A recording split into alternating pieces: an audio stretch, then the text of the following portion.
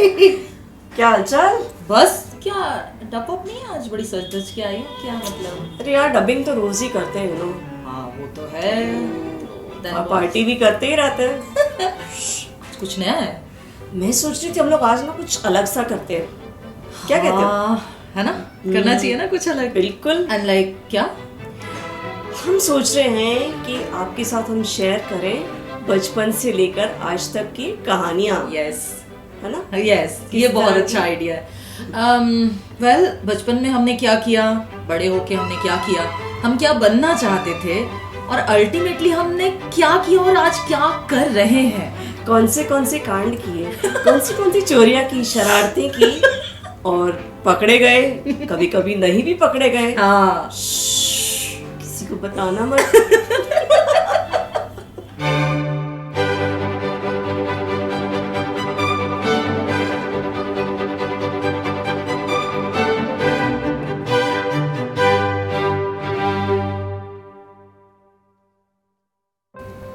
और बताओ अपने बारे में शुरू से। शुरू से मतलब स्कूल से, नर्सरी से, केजी से, जहाँ से मेरी पढ़ाई नानी के घर पे हुई है। मैंने 10वीं वहाँ पे की है। मेरठ में मेरी नानी रहती थी, मेरे मामा। मुझे छुट्टियों में जब मैं एक बार वहाँ गई तो मुझे वहाँ बड़ा अच्छा लगा। मतलब सब इतना प्यार कर रहे हैं, खूब खातिरदारी हो रही है, लाड प्यार हो रहा है, कोई डांट नहीं रहा। तो मैंने मम्मी को बोला, मम्मी मुझे तो यहीं रहना है, मुझे यहीं पढ़ाई करनी है। तो मम्मी को क्या चाहिए था, बोली ठीक है बेटा तुम रहो इधर ही, नानी के यहाँ पढ़ो। तो मेरठ में मेरी पढ़ाई हुई, 10वीं तक वहीं थी, तो मैंने वहीं पढ़ाई शुरू कर दी। मैं बहुत खुश थी, नानी बड़ा लाड कर रही है, खाने पीने हो रहे हैं, मतलब जो भी बोल रहे हैं ले आ रहे हैं। तो ऐसा था। तुम बताओ तुम कहाँ थी, मतलब कैसे? मैं एक्चुअली पंजाबी हूँ और हरियाणा में पैदा हुई एंड बॉम्बे में पली पड़ी। और मेरा जो पूरी परवरिश है मेरे नाना नानी के घर में हुई। अरे वाह, सेम टू सेम। क्या सेम टू सेम? एक्चुअली क्या होता है ना, नाना नानी के घर पर रहो तो शरारत करने मिलता है, कोई गुस्सा भी नहीं करता। That's the best part. ये तो है। हाँ।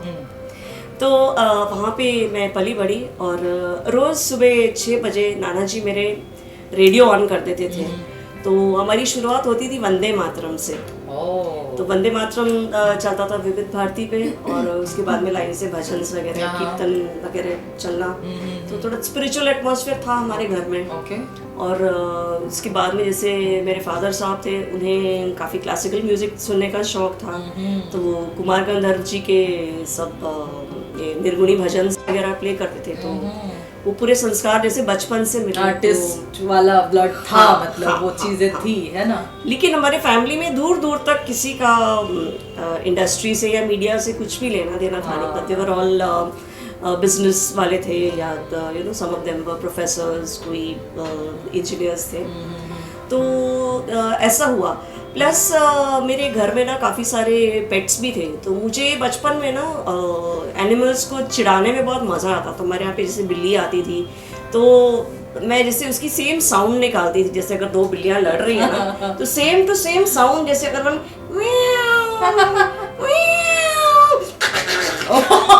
तो एकदम कंफ्यूज हो जाती थी कि ये बिल्ली सुनाई दे रही है पर ये दिखाई क्यों नहीं दे रही। तो सिमिलरली ऐसे ही जैसे अगर कौवा भी आता है तो कौवे के साथ भी सेम था वाला, तो वो भी मतलब कंफ्यूज ऐसे ऐसे लाइक। तो उनके अलग अलग साउंड्स होते थे। तो वो सारा करने में मुझे बहुत ज्यादा मजा आता था। मतलब बचपन से तुम ऐसी हो? हाँ, मतलब बचपन से नॉर्मल ये शरारत थी कि तुम ये करोगी? बहुत ज्यादा। हाँ। बट कभी सोचा नहीं था लाइक इस इंडस्ट्री में आऊंगी, पर शायद मेरा बचपन से ही डीएनए तैयार हो रहा था unknowingly, thanks to my grandfather and my parents. तो ये सब चीजें थी जैसे। एंड प्लस हमारे घर में हर महीने विदाउट फेल अमर चित्र कथा, टिंकल, चंपक, चाचा चौधरी, ये सारी किताबें आती थी। हाँ, मेरे यहाँ भी। हाँ, मतलब छुट्टियां होती थी तो मैं जाके लाइब्रेरी से या मामा या मम्मी आती थी मिलने तो वो ले आती थी। चंदा मामा मुझे याद है, फैंटम मेरा बहुत प्यारा कैरेक्टर, मुझे बहुत अच्छा लगता था। चंदा मामा की स्टोरीज हम लोग पढ़ते थे। और मतलब दोपहर को रिलीजियसली ये कॉमिक्स पढ़ते ही थे। हाँ, है ना। हाँ। तो ये चीजें थी। तो मुझे जैसे आदत थी, मतलब स्कूल से लौट कर आए तो उसके लंच के बाद में नींद तो आती है, तो कोई भी एक किताब उठा के ना, मतलब एक कहानी पता नहीं 100-200 बार पढ़ी है, तो पूरी यहाँ दिमाग में बैठी, बट वो एक हैबिट थी। तो वो जो रीडिंग की हैबिट थी ना, वो मुझे काफ़ी ज़्यादा मेरी डबिंग के प्रोफेशन में काम आई। अच्छा, एक तो ये था। दूसरी बात, हर फ्राइडे को वो पिक्चर लगती थी, तो मेरी मदर क्या करती थी, जैसे हम स्कूल से आना, जल्दी करो जल्दी करो जल्दी करो, क्या हुआ मम्मा, पिक्चर देखने जाना है। कहाँ पे? हम लोग दादर में थे, तो वहाँ पे सत्यम शिवम सचिनम करके एक थिएटर होता था अपना पासपोर्ट ऑफिस के वहाँ पे। तो वहाँ पे अमिताभ बच्चन की जितनी फिल्म्स भी आई वो सारी देखी। तो फिल्मी कीड़े मतलब वहीं से मुझे बुलाने। हाँ, मुझे याद है, मैं मेरी मासी को फिल्मों का बहुत शौक था, बहुत मतलब बहुत शौक था। तो हमारी गली के नुक्कड़ में पोस्टर लगा करते थे।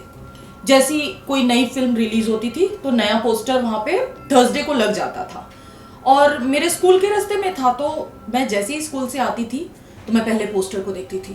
तो जैसे ही घर पहुंचती थी मेरी मासी को, पोस्टर देखा तूने, कौन सी पिक्चर लगी है?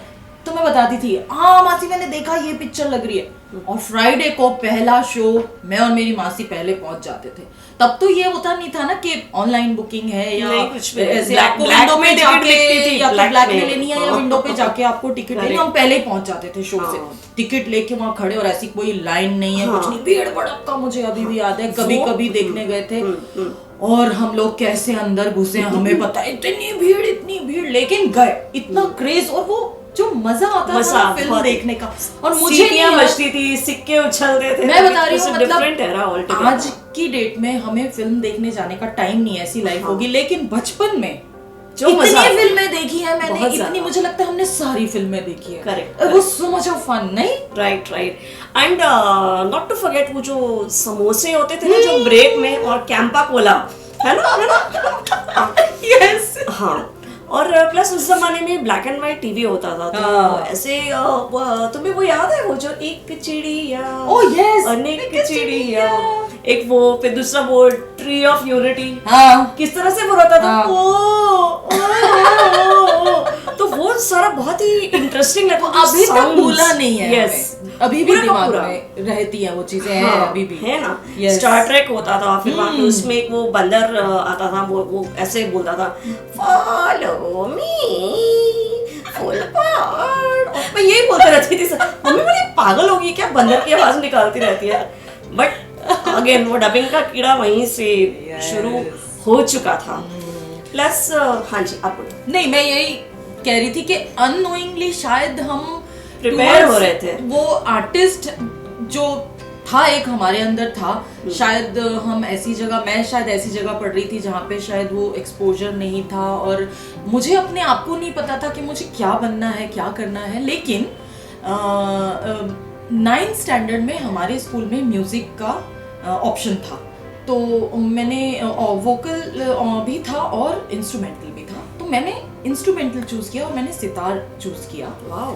और मुझे बहुत मजा आता था वो बजाने में। और हमारे 10th में फाइनल ईयर में हमें एक राग चूज करना होता था, तो मैंने यमन राग चूज किया था, जो मेरे बहुत पसंदीदा राग है मेरा। आज तो खैर मेरी कोई प्रैक्टिस नहीं, मैं भूल गई, लेकिन मुझे अभी भी याद है मैंने बहुत अच्छा बजाया था और मेरी डिस्टिंक्शन आई थी, अरे म्यूजिक में। तो हाँ, तो ये चीज शायद तब से दिमाग में थी कि आगे मुझे वो उस तरफ ही रुझान था कि कुछ आर्टिस्टिक करना है, या वैसी चीज थी, राइट।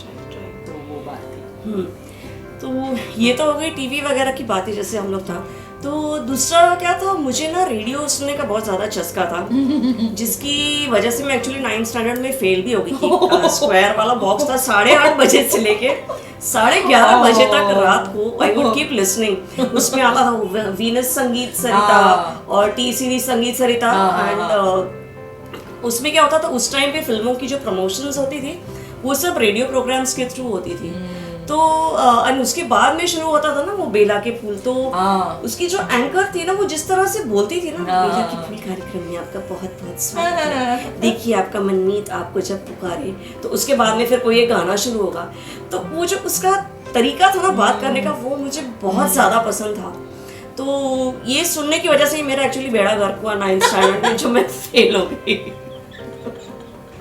आज पता चल गया। हाँ, लेकिन मुझे बिल्कुल भी रिग्रेट नहीं है क्योंकि मैं उस समय सीख रही थी। तो ये तो हुई एक बात। दूसरी बात, जब भी मैं फर्स्ट स्टैंडर्ड में थी तो हुआ ऐसा कि एक किसी लड़की ने मतलब मुझे पता नहीं कुछ टीज किया या क्या किया, मुझे गुस्सा आया तो मैंने उसको ब्लडी बास्केट बोल दिया। तो टीचर ने मुझे पनिशमेंट दी। उसने बोला you go and stand out of class. Yellow colour का एक चार्ट पेपर था, उसका वो जोकर की पूरी कैप बनाई गई, उसके ऊपर में बड़े बड़े अक्षरों में लिखा गया बैड गर्ल। यहाँ पे मेरी मूंछ पर लिखा गया बैड गर्ल, और मुझे वो बड़ा सा टोपा पहना के क्लास के बाहर खड़ा किया गया। 2 दिन बीत गए। उसके बाद में टीचर ने बोला कम इन साइड। तो फिर मुझे पूछने लगी वेयर डू यू स्टे, आपके घर पे कौन कौन है वगैरह ये सब चीज़ें। और फिर मुझे पूछा यू लाइक टू सिंग, मैंने बोला यस। तो उन्होंने मुझे गाना सिखाया Rudolph the red nose reindeer. That was my first song जो मैंने सीखा, क्योंकि क्रिसमस एक हफ्ते के बाद ही था, क्योंकि मैं कॉन्वेंट स्कूल में पढ़ती थी।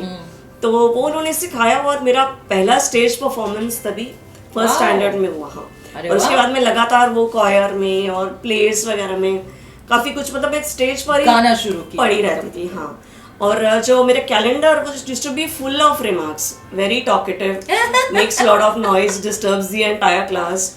तो कर करके मतलब मेरे कैलेंडर के 2.5 पेजेस फुल हो गए। मतलब टीचर बोले अभी इसके बाद मैं कहाँ लिखूं। तो हम लोग इतनी बदमाशी थी कि मैंने ना अपने नाना जी का और मम्मी का signature same to same copy कर लिया। उनको पता भी नहीं चलता था कि वैसे तो तुम अब भी काफी टॉकेटिव हो। हाँ, और काफी उसी के तो पैसे मिलते हैं हमें, तो तुम्हें कोई ऐसा चेंज नहीं आया है ना। बोलने के पैसे मिलते हैं, आपको पता नहीं है? हम चुप नहीं रह सकते, बिल्कुल नहीं। अगर कहीं मुझे अकेले ट्रैवल करना पड़े और मुझे कहीं अकेले जाना पड़े या मेरा कोई साथ में नहीं है, फ्रेंड्स नहीं है, घर वाले नहीं है, तो मेरे लिए बहुत बड़ी सजा होती है क्योंकि मैं चुप नहीं बैठ सकती। मुझे एक इंसिडेंट याद है। हम लोग बहुत छोटे थे, मुझे लगता है कुछ 6ठी 7वीं में होंगे। तो हमारे बगल में एक आंटी जी रहती थी, मतलब ये थोड़ी शरारत वाली बात बता रही हूँ मैं। बहुत मोटी थी। ओके, उनको सब लोग मतलब हाथी ऐसे चिढ़ाते थे, जो मतलब खराब बात है, नहीं चिढ़ाना चाहिए, लेकिन बचपन में पता नहीं होता ना आप क्या कर रहे हो, मतलब मस्ती में रहते हो। तो उसके बगल में मेरी फ्रेंड का घर था, तो हम लोग ऊपर छत पे बैठे खेल रहे थे वहाँ पे, और वो नीचे जैसे गाँव में कैसे जुड़े जुड़े घर होते हैं ना, तो दीवार लगी हुई ऐसे, तो हम छत पे बैठे थे। तो वो आंटी नीचे अपने घर में बैठी थी, तो हम बात कर रहे हैं उनके बारे में। अरे देखो वो आंटी कितनी मोटी है ना, इनको तो हम हाथी बुलाते हैं, कितना खाती होगी ना, और ये कैसी है ना। और वो सब कुछ वो सुन रही हैं, और हम मतलब बच्चे, हमें लगा अरे ठीक है ना, बात ही तो कर रहे हैं आपस में, और हम लोग अपने अपने घर चले गए। तो शाम को मेरी मासी ने मेरा कान मरोड़ा, बोला क्या बोला था उनके बारे में तुमने, क्या बोला बताओ। मैंने बोला नहीं मैंने कुछ नहीं बोला, मैंने क्या बोला। बोली मुझे सब पता है, वो आंटी ने सब सुन लिया है, चलो अब। उनके सामने गए, माफी मांगी, उठक बैठक लगाई, मुझे इतना खराब लगा। मैंने कहा ओह गॉड नहीं, मतलब बच्चों अगर आप मेरी बात सुन रहे हो ना, ऐसे किसी को चिढ़ाना नहीं चाहिए, ठीक है। तो ये एक मतलब ऐसा भी हुआ था। अच्छा, और मैं जहाँ रहती थी ना, हमारे घर के बिल्कुल नीचे, मतलब फर्स्ट फ्लोर पे था हमारा घर। तो वहाँ पे एक अंकल जी हुआ करते थे, जो मतलब रोज सुबह का उनको रूटीन था। एक तो वो ना वो जो लाइंस वाला कच्छा होता है ना, वो पहनते थे, और सुबह ब्रश करते थे, और वो ऐसा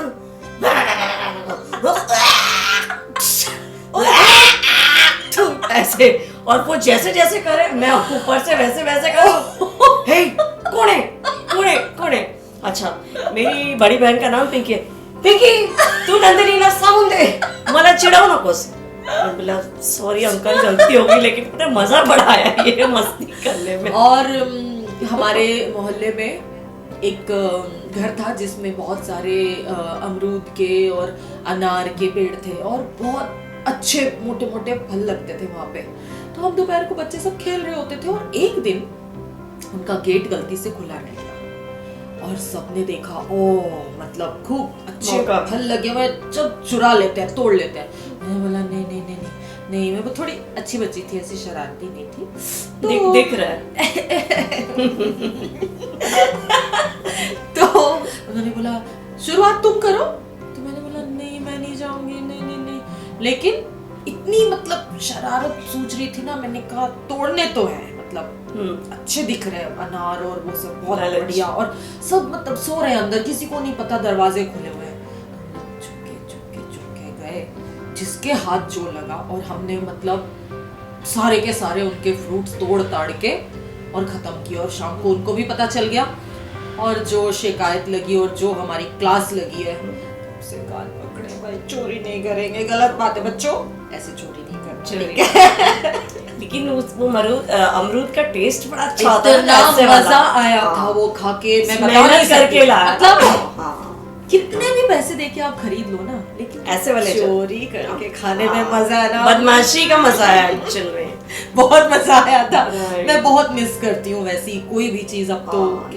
आजकल के बच्चे, मुझे नहीं पता, शायद ये सब आजकल के बच्चे तो फोन्स में लगे रहते हैं सारा टाइम ना, वो लैपटॉप्स में आई डोंट थिंक वो लोग खेलते ना, उन्होंने हमारी तरह खेला होगा, क्योंकि मुझे याद है कि हम आउटडोर गेम्स बहुत खेलते थे, हम अपने दोस्तों के साथ इतना पकड़ा पकड़ी, ये वो जो भी तब के गेम्स थे वो खेलते थे, और मम्मी हमारी बुला बुला के थक जाती थी, आ जाओ अब घर आ जाओ, खाना रेडी है, आ जाओ, डैडी आ गए, आ जाओ, बस 5 मिनट करते करते हमारे 2 घंटे कितना टाइम बीत जाता था। लेकिन आजकल के बच्चे, खैर उसका कोई कंपेयर नहीं है, उनको धक्का मारना पड़ता है, बाहर जाओ ऐसा हो। लेकिन हमने बहुत ही अच्छा बचपना और बहुत ही मजेदार चीजें हम लोगों ने की। मेरे घर के बिल्कुल नजदीक में ही समुंदर हुआ करता था, तो हम लोग की आदत थी, हम लोग जैसे मतलब अक्सर जाया करते समुंदर पे, वहाँ पे सीपियाँ इकट्ठी करनी, तो उसे रेत के वो छोटे छोटे घर बनाने वगैरह, खेलना बहुत मजा, फिर बना के फिर बाद में कूद के तोड़ के भी आ जाते थे। तो वो करना, तो वहाँ पे जैसे ना जो कुल्फी वाला होता था ना, दूर दूर से पिया पिया, तो मुझे साउंड था अगेन वो इंटरेस्टिंग। फिर दूसरा आइस कैंडी वाला कैसे बोलता था बताओ तो? आइस कैंडी यार मुझे तो याद नहीं, आइस कैंडी तुम्हारी आइस कैंडी उसकी जो होती थी ना, उसे पता था यहाँ पे भाई आइस कैंडी वाला है, मुझे ना यहाँ पे मिल जाएगी। एक याद है, हम लोग ट्रेन में कहीं जा रहे थे, तो पता नहीं कोई एक स्टेशन पे ट्रेन रुकी और वो मैगजीन बेचने वाला था, मुझे आज भी याद है, उसका बड़ा ही डिफरेंट सा स्टाइल था। तो मैगजीन ऐसे हाथ में उठाई, कसीम कसीम, तो मैंने कहा ये ऐसे कुछ सुनाई दे रहा है, बेच क्या रहा है मतलब? तो मैंने बर्ड से झांक के देखा, मैंने कहा ओह ये तो मैगजीन बेच रहा है, मैगजीन बेच रहा है, ऐसी वो एक इस साउंड वाला कुछ सुनाई दे रहा था। और वो याद है वो जो अपने रेलवे स्टेशन पे Thums up, Limca, cold drinks वो जैसे बज के, ये बहुत ही इंटरेस्टिंग साउंड्स थे जो आई गेस आज की तारीख में सुनने को नहीं मिलते, because I mean plastic bottles वगैरह आ गई तो they almost been replaced, but एक अलग ही फन होता था जो वो लोग जो आवाजें लगा लगा के ना, जैसे आप अगर मार्केट में जा रहे हो तो वो लड़े से ले बच, तो वो जो रिदम रहता था ना, that used to be very very interesting. पता है आज भी जैसे शायद हम लोग इस इंडस्ट्री में हैं, हम वॉइसिंग करते हैं, और मेरा ज्यादातर ध्यान ना वो वॉइसेस पे चला ही जाता है। तो मैं अगर किसी भीड़ भाड़ वाली ट्रेन में, लोकल ट्रेन में अगर मैं जा रही हूँ, तो मैं अगर अपने आप में ध्यान में हूँ और अगर मैं आंखें बंद करके बैठी हूँ, तो मुझे बहुत तरह की आवाजें सुनाई देती है, और कुछ आवाजें उसमें बहुत ही इंटरेस्टिंग होती है जो मैं अपनी डबिंग में वो अप्लाई करती हूँ और यूज करती हूँ। उससे हमें अपनी सराउंडिंग से सीखने को बहुत ज्यादा, हमें कुछ बाहर किसी से एक्स्ट्रा सीखने की जरूरत नहीं है। लेकिन अगर हमें उस चीज को एम्बियंस में यूज करना है, या मुझे किसी को कोई एक पीछे कुछ रैंडम कुछ चल रहा है, हम कुछ डब कर रहे हैं, कुछ रैंडम कुछ चल रहा है, तो ये चीजें बहुत काम आई है मेरे लिए, बहुत ज्यादा, कि हम कहीं हम होटल में हैं या रेस्टोरेंट में हैं या लोकल ट्रेन में या किसी सड़क पे चले जा रहे हैं, तो मुझे सोचना नहीं पड़ता है कि मैं अब क्या बोलूंगी, या मुझे क्या लाइन बनानी है, या मुझे क्या कहना चाहिए, क्योंकि मेरे पास बहुत सारा मटेरियल है, क्योंकि मैं बहुत ज्यादा ऑब्जर्व करती हूँ। करेक्ट। तुम्हारे आसपास के लोगों में से हैं जो जहाँ से उभर के ये सारी आवाजें आती है जो हम लोग अपनी रोजमर्रा की जिंदगी में सुनते हैं। और एक चीज़ मैं आपसे शेयर करना चाह रही थी कि जब मैं 9th स्टैंडर्ड में थी तो हमारे घर पर ना एक एस्ट्रोलॉजर आए, उन्होंने मेरी कुंडली देखी और मेरे पेरेंट्स को बोला कि आपकी लड़की जो है ना ये बोल के कमाएगी, वाणी से। उनको लगा कि भाई पता नहीं शायद टीचर बनेगी, तो बिकॉज अब उस जमाने में तो 3 ही प्रोफेशन होते हैं, या तो डॉक्टर बनेंगे या इंजीनियर बनेंगे या टीचर बन जाएंगे, उसके अलावा और चौथा लड़कियां टीचर बन जाओ, फिर शादी कर लो, फिर कहानी खत्म, मतलब पैसा था। तो इस बात का आइडिया नहीं था। एंड दूसरी बात और कि हमारे नाना जी जो थे वो मथुरा हर साल हमें लेके जाया करते थे होली के लिए, तो वहाँ पे काफ़ी जैसे ना उत्सव और कल्चरल एक्टिविटीज़ वगैरह होते थे, तो वहाँ पे मतलब मुझे बहुत ज़्यादा शौक था, कभी मैं राधा बन के तो मंदिर के सेंटर में कभी डांस करना, कभी हम कृष्ण बन जाते थे। तो वो सारी जो ट्रेनिंग जो बचपन की थी, वो जो कीर्तन सुनना, वो मंजीरे वगैरह, वो सब चीज़ें, तो वो कहीं ना कहीं वो चीज़ें आगे जाके हमारे यहाँ काम आई। मैं इनफैक्ट बचपन में बहुत ही ज़्यादा इंट्रोवर्ट कह लो, बहुत शर्मीली, बहुत ही ज़्यादा किसी से बात नहीं करती थी, बहुत ज़्यादा कॉन्फिडेंस नहीं था। I can't believe that. ऐसी थी मैं, सच में ऐसी थी, सच में। Really? हाँ, तो मैं मुझे भी यकीन नहीं होता कि मैं ऐसी हो गई अभी। तो सब डरते हैं भाई, बकरी आ रही है, बी केयरफुल। नंदिनी ये बताओ, तुमने कॉलेज से शुरू किया ये सब, तुम्हारा एक्टिंग करियर या तुम्हारी वॉइसिंग करियर, मतलब कैसे, how you came in this? Okay, ऐसा हुआ कि 10th स्टैंडर्ड के बाद मैंने ज्वाइन किया भवंस कॉलेज। तो भवंस कॉलेज में जब मैं पढ़ रही थी तो उस दौरान मेरे कॉलेज के बिल्कुल पीछे प्रोफेसर बोर्डकेस क्लासेस हैं, आज भी हैं। वहाँ पे मैं 8, 9, 10 के बच्चों को इंग्लिश, हिंदी और मराठी के लेक्चर्स देती थी। सच में? हाँ। मेरी सिस्टर एक्चुअली वो जॉब करती थी, उनकी शादी हो गई थी, तो after she left they interviewed me and then they hired me. मेरी सिस्टर की रिप्लेसमेंट में मैं आई थी वहाँ पे। सो मतलब मैं खुद 11th में थी, 11th और 12th 2 साल मैंने काम किया, बट मुझे मज़ा नहीं आ रहा था। I was like this is not what I want to do, though there was a lot of respect and money and everything, and मतलब लर्निंग से ज़्यादा अच्छा क्या हो सकता है।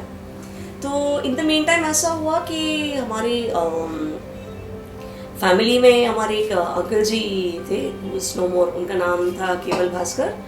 He discovered that I can sing, so he introduced me to my musical guru. Singing? Yes, उनका नाम है मोहिंदरजीत सिंह जी।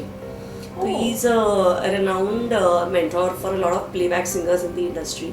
तो मैं उनके पास में गाना सीखने के लिए चली गई। एक तरफ गाना सीखना शुरू किया, दूसरी तरफ कॉलेज में NSS करके एक होता था, तो उसके तहत मैं ज्वाइन हो गई। तो वहाँ पे काफ़ी सारी कल्चरल एक्टिविटीज़ वगैरह होती थी। तो हमारे कॉलेज में प्रोफेसर डिसूजा होते थे और बहल मैम होती थी। ये 2 जने परपेचुअली मतलब हर इंटर कॉलेजिएट कॉन्टेस्ट में मुझे भेजा करते थे, कभी मोनो एक्टिंग के लिए, कभी पब्लिक स्पीकिंग के लिए, कभी एडवर्टाइजिंग के ऊपर में कोई वो होते थे, कभी we used to go for a dance drama. So I earned a lot of prizes in the inter-collegiate contest. मतलब तब से तुम बहुत एक्टिव थी इस सब में। और and not to forget, I was an outstanding student out of the class. Half the lectures bunk होते थे, but my professors knew that अगर ये क्लास में नहीं आई है मतलब ये किसी कॉलेज में कहीं कुछ तो प्राइज लाने के लिए गई है। तो मेरे professors were really very very kind, thank you very much. आप लोगों की सपोर्ट से ही मैं यहाँ तक पहुँची।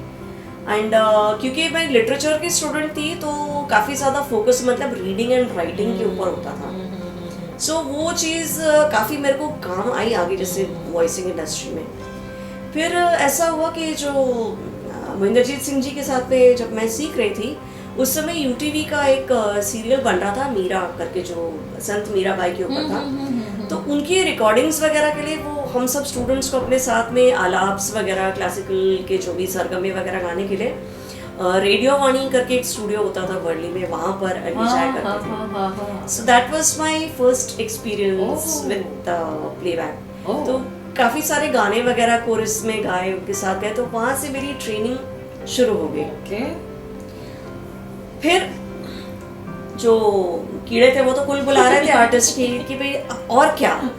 तो मिड डे न्यूज़पेपर में ना एक दिन ऐसे I was flipping the pages by, तो मैंने सडनली एक छोटा सा ऐड देखा, Showbiz Enterprises, you can discover the singer in. बोले ये क्या चीज़ है। तो देखा कि वडाला की वहाँ पर एक शोबिज स्टूडियो है जहाँ पर हिंदी फिल्मी गानों के म्यूजिक ट्रैक्स रखते हैं। तो वहाँ पे जो जितने भी एस्पायरिंग सिंगर्स हैं इंडस्ट्री की या जो बनना चाहते हैं जो लोग अंडर ट्रेनिंग थे, वो सब लोग आके वहाँ पर अपने गाने रिकॉर्ड करते थे। वहाँ पे कुछ बहुत ही वो मिनिमलिस्टिक अमाउंट पर होता था, 75 rupees per hour at that point of time. तो मैं अपनी पॉकेट मनी का एक हिस्सा मतलब सिर्फ उसके लिए रखती थी। महीने में 15 दिन में एक बार तो मैंने वहाँ जाना ही होता था। लेकिन क्या हुआ, उनका एड्रेस लिखा था showbiz wine shop. My mother was, तो शराब की दुकान के वहाँ पे जा रही है, ऐसा कौन सा स्टूडियो होता है, तो अकेली नहीं जाएगी। मैंने कहा आप साथ में चलो। So my mother came along with me. So there we met a gentleman called Mr. Nandi Duggal. Nandi Duggal uncle was a great influence at that point of time in my life as I was hardly 20 years old. तो उन्होंने मेरी mother को तब convince किया कि please do not worry, she is very very safe. हमारे यहाँ पे काफ़ी बच्चे आते हैं ट्रेनिंग के लिए, तो आप इसको यहाँ पे आने दीजिए। उनके वहाँ पे जो साउंड इंजीनियर थे उनका नाम है संजीव कोहली, जो एक रिनाउंड म्यूजिक डायरेक्टर है अभी। तो उनके साथ में मेरी अच्छी खासी दोस्ती हो गई। उन्होंने फिर एक गाना रिकॉर्ड किया एंटी ड्रग्स के ऊपर में, जो कि हमने गाया। हम लोग 3 लड़कियां थी, 3 लड़के थे, हमने मिलके ये गाना गाया और वो खुद संजीव कोहली उसको लीड कर रहे थे। तो ये गाना उस टाइम पर दूरदर्शन पे युवदर्शन प्रोग्राम में टेलीकास्ट हुआ, शूट होके दूरदर्शन पे। हाँ, बहुत बड़ी बात होगी ना। यस यस, तभी मैं फर्स्ट ईयर की स्टूडेंट थी। That was like Doordarshan. Really huge for me at that point of time. तो फिर उसके बाद में उनकी काफ़ी रिकॉर्डिंग्स वगैरह होते, तो वहाँ पे भी बुलाते रहते थे। तो वहाँ से एक से 2, 2 से 4 करते कराते लोगों से मुलाकातें होने लगी। देन जैसे करते करते इट सो हैपेंड दैट मतलब लोगों से मुलाकात हो रही थी, लेकिन my career was not really going anywhere. Then there was a family friend of mine called mister Manpreet Gill. उन्होंने बोला तुम तो सिंगर हो, माइक कॉन्फिडेंस वगैरह है तुम्हें अच्छा खासा, तो तुम एक पंजाबी फिल्म आई है नसीबो करके, उसकी डबिंग करोगी? तो मैंने बोला हाँ मैं ट्राई कर सकती हूँ। So he took me to Sangeeta apartment, there was a studio at Juhu. वहाँ पे नरेंद्र सिंह जी मिले, तो he was very sweet to me and nice, Singh आ जाओ बेटा, come sit down and very cooperative. तो उन्होंने एक लाइन पंच इन पंच आउट करके मतलब बुलवाया। That was the first film I did, Naseebo. So these were the beginning phases of my career. जैसे तुमने कहा ना कि एटलीस्ट तुमने सिंगिंग से शुरुआत की थी, तुम्हें थोड़ा पता था माइक के बारे में, वॉइसिंग के बारे में सब पता था। मुझे कुछ भी नहीं पता था। जब मैं मेरठ से अपना 10th स्टैंडर्ड करके जब मैं कॉलेज में यहाँ पर आई, तो मेरे लिए काफ़ी डिफ़िकल्ट था, क्योंकि मेरे लिए कल्चरल शॉक था कि मुंबई की लाइफ बहुत ही अलग है। मैं एक बहुत छोटे शहर से आई थी और बहुत शर्मीली थी, सीधी सादी एकदम। मुझे फ्रेंड्स बनाने में शर्म आती थी, मुझे किसी से बात करने में शर्म आती थी, मुझे यहाँ की स्टडीज़ को अपनाने और उसको समझने में बहुत टाइम लगा। और जैसे जैसे लाइफ आगे बढ़ती गई, छोटे मोटे कई सारे काम किए मैंने, और जॉब्स की, कॉलेज के चलते ही कहीं सेल्स में रिसेप्शनिस्ट, ऐसे मतलब अपने खर्चे पानी निकालने के लिए ऐसी जॉब्स की।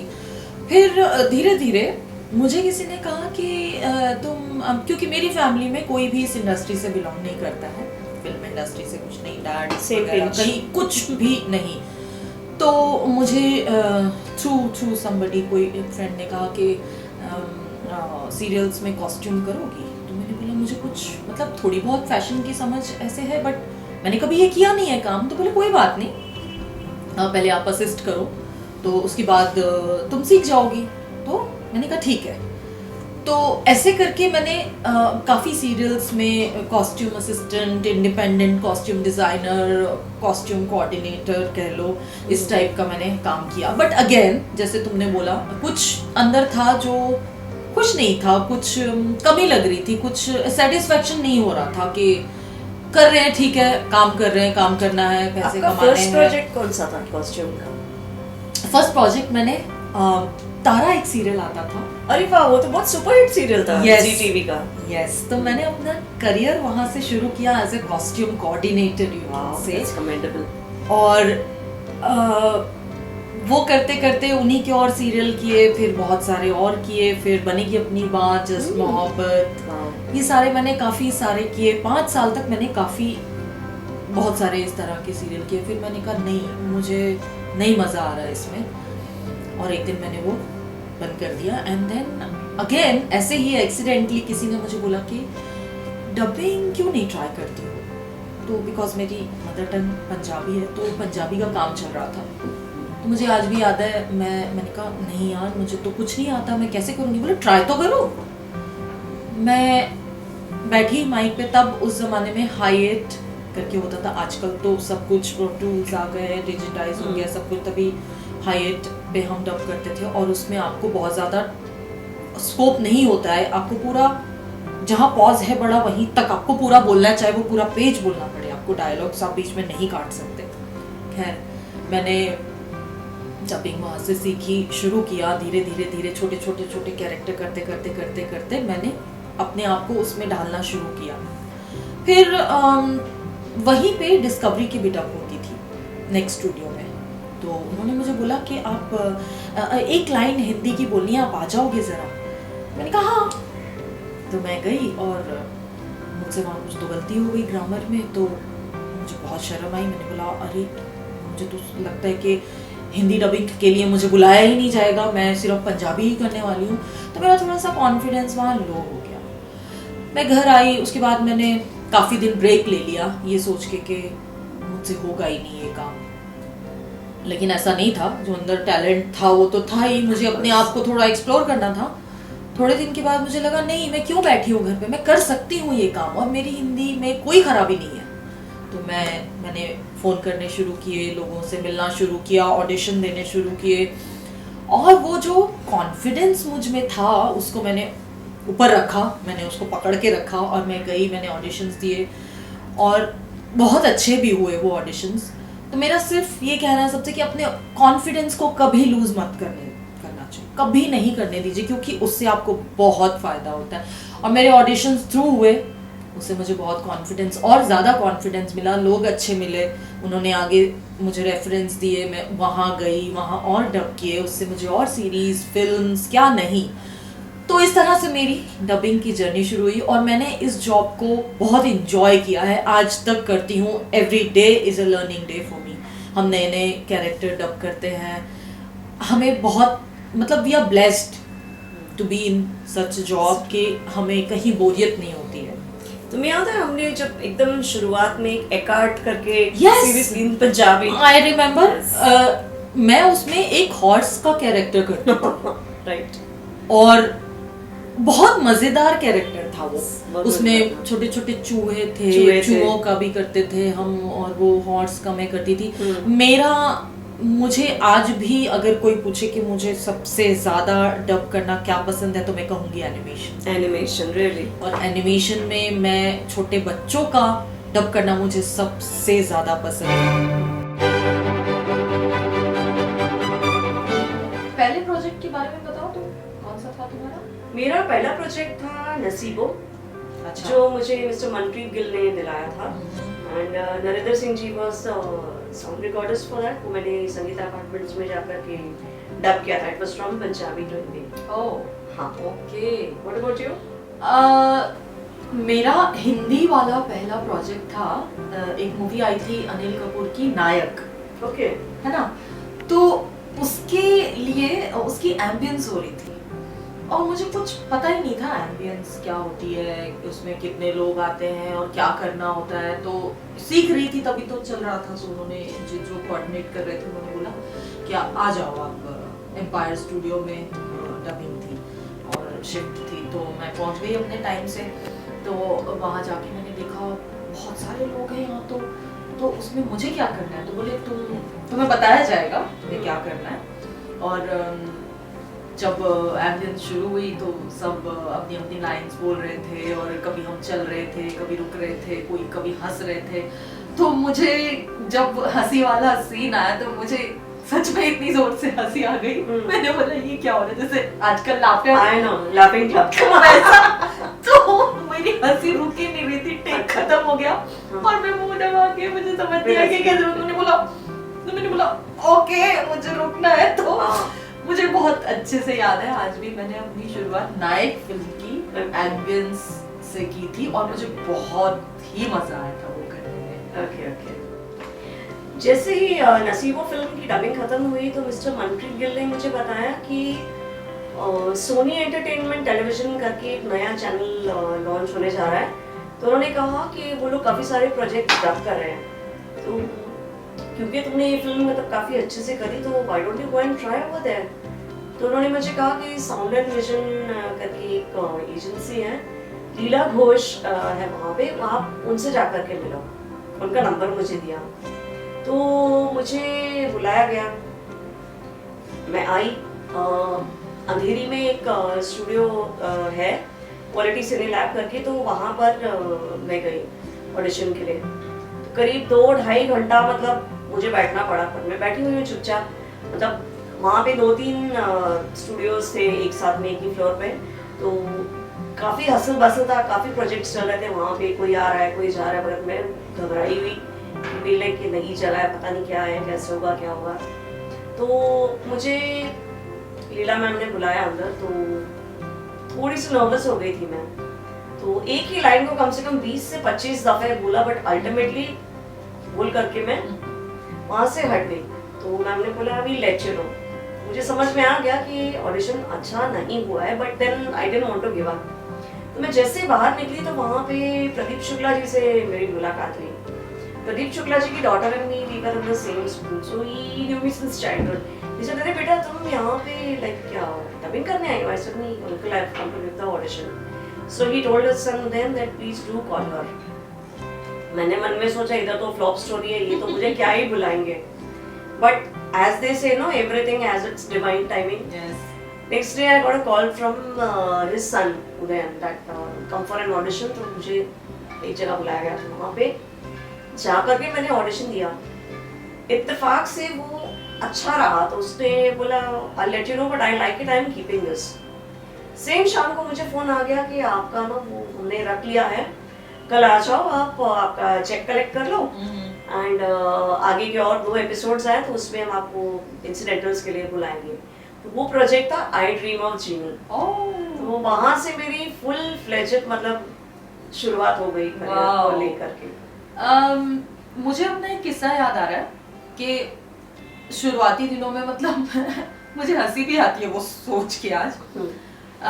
मुझे भी ऑडिशन के लिए बुलाया एक जगह किसी ने, और उन्हें बड़ा कॉन्फिडेंस था कि तुम्हारा तो हो जाएगा, तुम कर लोगी। और मुझे ये नहीं पता था मैं किसका ऑडिशन देने जा रही हूँ। मैं पहुंची और जब उन्होंने मुझे स्क्रिप्ट दी और जब मैंने पायलट देखा तो वो स्पेनिश लैंग्वेज से हिंदी में डब करना था, और स्पेनिश लैंग्वेज बहुत फास्ट बोलते हैं वो लोग, और उसको मैच करके मुझे वो हिंदी में बोलना था। और मेरा पहला ऑडिशन किसी किसी दूसरी लैंग्वेज से हिंदी में। मैंने हेडफोन पहने और जैसे ही मैंने वो अगर मैं लाइन बोलने जाऊं तो पायलट निकल जाए, वो वीडियो खत्म हो जाए। मैंने बोला अरे बाप रे मैं कैसे करूं, मतलब वो that was my worst ever audition I can say आज तक का। और मैं बाहर बड़ी मतलब टूटे दिल से, मायूसी से बाहर निकली और मैंने बोला सॉरी, मतलब बड़ा कॉन्फिडेंस था उनको मेरे ऊपर। लेकिन ये हुआ था कि बहुत खराब मैंने ऑडिशन दिया और मुझे बिल्कुल समझ नहीं आ रहा था क्या करूं। लेकिन उसके बाद मैं दूसरी डबिंग्स करती रही, छोटे मोटे काम आते रहे, छोटी मोटी सीरीज करती रही। करते करते मुझे अच्छे कैरेक्टर भी मिलने लगे, और आज जब मैं पीछे मुड़ के देखती हूँ तो मुझे इतनी हंसी आती, मुझे लगता है अरे ये मैं कर नहीं पाई थी, और आज मतलब ऐसा लगता है ये तो ऐसे हो गया मतलब। तो यू नो बस यही है कि कॉन्फिडेंस नहीं खोना चाहिए, आपको काम करते रहना चाहिए और अच्छा काम होता है फिर आज। और जैसे जैसे आप ऑडिशंस देते जाते हो तो आपको बहुत अच्छे अच्छे लोग मिलते हैं। जैसे मुझे हरजीत वालिया सर मिले, इत्तेफाक से वो मेरी ही सेम लेन में रहते हैं। तो I was about 20-21 years old, तो उन्होंने मेरी मदर को बोला बिल्कुल भी टेंशन मत लो, तो they used to pick me up. तो I used to go for ambience dubbings, कभी आनंद स्टूडियो में, कभी केतनम में, कहीं ना कहीं। तो it was really a very beautiful journey. तो वालिया सर थे, सुनील पांडे जी थे, चंपा तिवारी मैम, ये लोग बहुत अच्छे लोग, बहुत सपोर्ट दिया, बहुत प्यार दिया, बहुत कुछ सिखाया हमें, बहुत प्यार से सिखाया हमें। और हम लोग लकी थे कि हमारे साथ हमने अच्छे ऐसे लोगों बहुत के साथ अच्छे काम लोग। किया है जिन्होंने सच में। हमें सिखाया है Yes. और हमारा कॉन्फिडेंस बढ़ाया है। Yes. और आने वाली जनरेशन के लिए भी हम वही Yes, absolutely. करते हैं कि हम बहुत प्यार से उन्हें ये सिखाना चाहते हैं, बताना चाहते हैं। वैसे तो आजकल के बच्चे बहुत स्मार्ट हैं, अपने आप उन्हें बहुत कुछ पता है, लेकिन हाँ, इस इंडस्ट्री ने हमें काफी कुछ सिखाया है, Of course. वॉइसिंग ने हमें काफी कुछ सिखाया है, एक अलग तरह का कॉन्फिडेंस मिला है। मैं अपनी अगर बात करूँ तो जैसी मैं थी बहुत शर्मीली और जो भी, लेकिन इससे मेरा कॉन्फिडेंस बहुत बड़ा है। मैं कहीं भी जाके किसी से भी किसी भी तरह भी किसी भी टॉपिक पे बात कर सकती हूँ। मुझे ऐसी कोई शाइनेस और ऐसा कुछ वो नहीं है कि मुझे लगे कि मैं ये नहीं कर सकती या मैं किसी से बात नहीं कर सकती, जो मुझसे नहीं होता था पहले। लेकिन हाँ, आई फील वेरी ब्लेस्ड कि मैं ऐसे इंडस्ट्री में हूँ जहाँ Right, हम right. इतना अच्छा इतना प्यारा काम करते हैं। और तो जैसे जैसे ये करियर का आगमन हो चुका था, 1 साल के बाद में मुझे सडनली कॉल आता है मोना शेट्टी का, साउंड एंड विजन की तरफ से, कि hi this is Mona, we are starting a project called Young and the Restless, so would you like to work with us? Yes definitely. अंदर तो मेरे लड्डू फूट गए बहुत सारे। मैंने बोला वाओ, मुझे वो जो फ्लॉप स्टोरी हुई थी, बिकॉज जब मैं डब करती थी प्रदीप सर के यहाँ पे, तो लीला मैम वहाँ पे खड़ी होकर ना देखती थी, सुनती थी ये क्या बोल रही है, कैसे बोल रही है। इवेंचुअली मुझे ब्रेक मिला फिर साउंड एंड विजन में, एंड आज आप समझ लो 24 साल हो गए हैं। I am associated with Sound and Vision India, and thanks to Leela ma'am Yes. who's mentored us, nurtured us like Yes. her own children, Yes. and whatever we are, it's like she was one of the main Yes. people who really guided us. मुझे आज भी उनकी एक बात याद है। वैसे तो वो सबको बहुत प्यार करती थी, बहुत ही सारे आर्टिस्टों से बहुत प्यार करती थी। एक बार मुझे किसी डब के लिए बुलाया था उन्होंने, मूवी थी वो बंगाली टू हिंदी, मुझे स्क्रैच डब करना था शायद किसी बड़ी एक्ट्रेस के लिए। तो बोला कि मुझे बुलाया गया था, तो मैंने किया। तो वो बैठी थी खुद मुझे सुपरवाइज कर रही थी, और वो बहुत परफेक्शन के साथ डबिंग करवाती थी। एक एक लाइन लिप मैच करके वो चेंज करनी पड़ती थी, तो वो करती थी। तो हम लोग हर एक लाइन वो चेंज कर रही थी स्क्रिप्ट में, ये ऐसे बोलते हैं, ये ऐसे कर देते हैं, ये वैसे कर देते हैं। मैंने कहा ठीक है मैम, नो प्रॉब्लम। तो जब मैं सारी डबिंग खत्म करके बाहर निकली, तो मुझे बोलती हैं कि सॉरी बबली, मैंने तुम्हें बहुत परेशान किया। मैंने कहा नहीं मैम, बिल्कुल भी नहीं। तो इतनी हम्बल, इतनी प्यारी, मतलब वो सबसे खुद से सॉरी बोली। मैंने कहा बिल्कुल भी नहीं, हमें परफेक्शन चाहिए थे, हमें मिली, यू नो। तो इतनी स्वीट थी। तो जैसे जैसे ये कारवा आगे बढ़ता गया, साथ साथ में 1993 में फेरोग्राफर स्टूडियो में एक गाने की रिकॉर्डिंग करने के लिए गई थी मैं, जो मिस्टर अनुराग शाह का था। उस सीरियल का नाम था नतीजा ठन ठन गोपाल। वहाँ मेरी मुलाकात हुई मिस्टर किरण अडवी कोलनू एंड सुप्रिया से, जो बहुत ज़्यादा करीब है मेरे दिल के। तो खैर उन्होंने देखा कि भी ये गाती है वगैरह, तो mister Kiran was a director, तो उन्होंने मुझे अपने काफ़ी सारे प्रोजेक्ट्स में एज एन एक्टर काम दिया। Like there was the serial called Rajni, जो प्रिया तेंदुलकर जी का बहुत फेमस सीरियल थी वो। हाँ, उसमें फ्यू एपिसोड्स किए, नतीजा ठन ठन गोपाल था। देन जी टीवी पे कमांडर करके सीरियल आता था, उसमें 4-5 एपिसोड्स में किया। देन तेरी भी चुप मेरी भी चुप में कॉमेडी किया। जुनून करके एक सीरियल आता था, उसमें बहुत सारे एपिसोड्स मैंने शूट किए। तो लेकिन हो ऐसा रहा था कि सिंगिंग करते करते मतलब कुछ करियर ग्राफ की दिशा कुछ अलग अलग तरफ जा रही थी।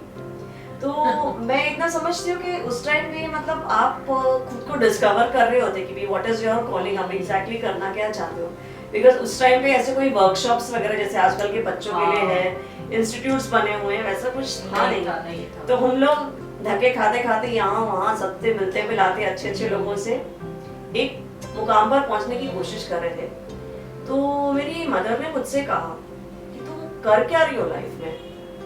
मैंने बोला क्यों? तो मामा ने बोला तुम सिंगिंग कर रही थी ना, तुम्हारा म्यूजिक में तो कुछ हो नहीं रहा है। मैंने कहा मामा प्लीज मेरे को ना आप 1 साल का टाइम दे दो, मैं ट्राई करती हूँ, अगर मेरा कुछ हो गया तो ठीक है, नहीं तो फिर आप जो बोलोगे मैं वो करूँगी। Then by God's grace, within 3-4 months, that first break I was talking about, जो नसीबों का मुझे मिला, and then Sony TV happened, and फिर वो चल पड़ा. Then God was really kind to me, and by then फिर 1996 आया. Then I met my husband. फिर शादी हो गई 1997 में. And my actual supporter was my husband basically, who was like besides me, and full fledged मेरे career की शुरुआत actually मेरी marriage के बाद में. तो फिर तुमने फिर वापस मतलब फिर से डबिंग और वॉइसिंग फिर डबिंग वॉइसिंग में ही थी, because when I had a child in 1998, I had a daughter. She was really small, तो मतलब फिर भी like she was a little bundle वाला. जब तक उसका स्कूल स्टार्ट नहीं हुआ तो कभी मॉम के यहाँ पे, कभी जैसे अपने घर पे. Then I used to go for recordings, but वो थोड़ा स्पैन थोड़ा कम रखना पड़ता है because the child is small. But that's the beauty of voicing industry. इसको बोलते हैं ना अपनी मर्जी के मालिक. Yes. कि अगर 4 दिन का शेड्यूल है, मैं आज नहीं आ सकती तो मैं कल आऊँगी.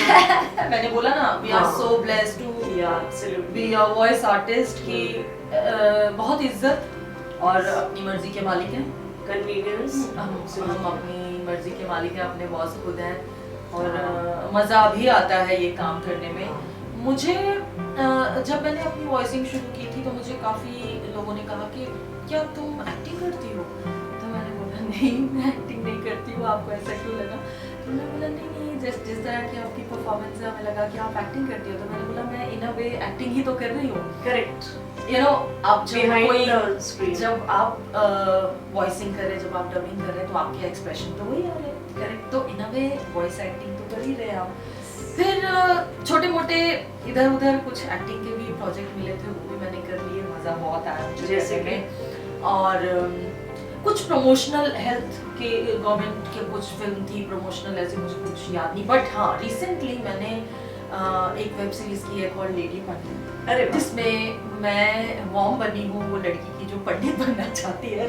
रियली फनी कॉन्सेप्ट है, वेरी नाइस कॉन्सेप्ट. तो मुझे मेरी वॉइसिंग की वजह से मुझे एक्टिंग में वो कॉन्फिडेंस मिला. I can say that, you know, सहूलियत हो जाती है. सहूलियत थी. मेरा कैमरा फियर नहीं था. मुझे डायलॉग डिलीवरी कैसे करनी है मुझे पता था.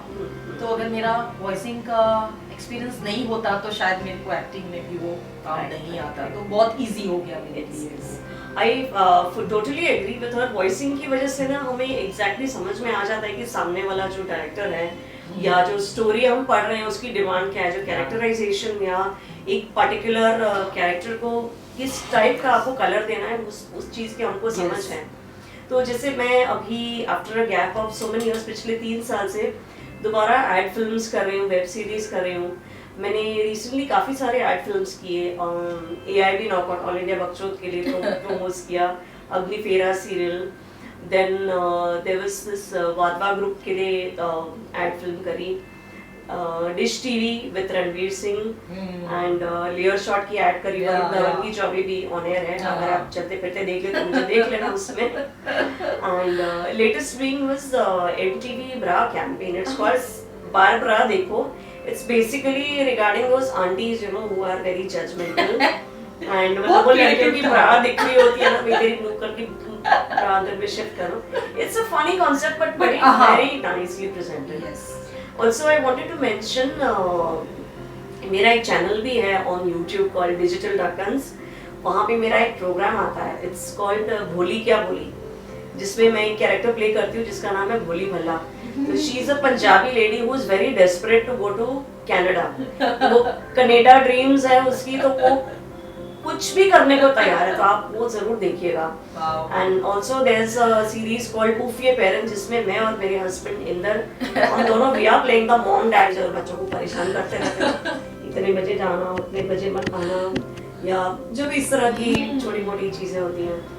तो मेरा कहना ये है कि जो एस्पायरिंग एक्टर्स हैं, जो जिन्हें जब तक कोई ब्रेक नहीं मिलता है, तो they can also take voicing as an optional career which can become a support system to them. Also it becomes a medium, you know, to polish your skills. जैसे कि तुमने बोला हमारे टाइम पे बहुत ज़्यादा एक्सपोजर नहीं था, हमें पता नहीं था कैसे सीखना है. हमने अपनी मिस्टेक से सब कुछ सीखा है, अपनी अपनी गलतियों से सीखा है कि ये Observation लाइन से। हमें कैसे बोलनी चाहिए, और या दूसरों को देख के सीखा है, ओह अच्छा ये हमें ऐसे करना चाहिए था। लेकिन आजकल के बच्चों के लिए काफ़ी कुछ है, और वर्कशॉप्स हैं, मैं खुद वर्कशॉप्स लेती हूँ, और मुझे ऐसा लगता है कि और मुझे बहुत खुशी होती है ऐसे काम करके, वर्कशॉप लेके, कि मैं बच्चों को बताऊँ, आने वाली जनरेशन को या जो भी सीखना चाहते हैं। इस वॉइसिंग का सबसे अच्छा फायदा और सबसे अच्छी बात यह है कि आपकी कोई उम्र की सीमा नहीं है इसमें। बिल्कुल। हर उम्र का हर कोई वॉइसिंग कर सकता है, सबके हिसाब से सबके कैरेक्टर्स हैं। तो मैं जब वर्कशॉप लेती हूँ तो मैं मुझसे जो भी क्वेश्चन कोई बच्चा, बूढ़ा, मिडिल एज, यंग, जो भी कोई भी पूछते हैं तो मैं उनके सबके सवालों के जवाब देती हूँ। और मुझे अच्छा लगता है उनको बताना कि ऐसे ऐसे ये वॉइसिंग की जाती है और ऐसे आपको आगे बढ़ना है।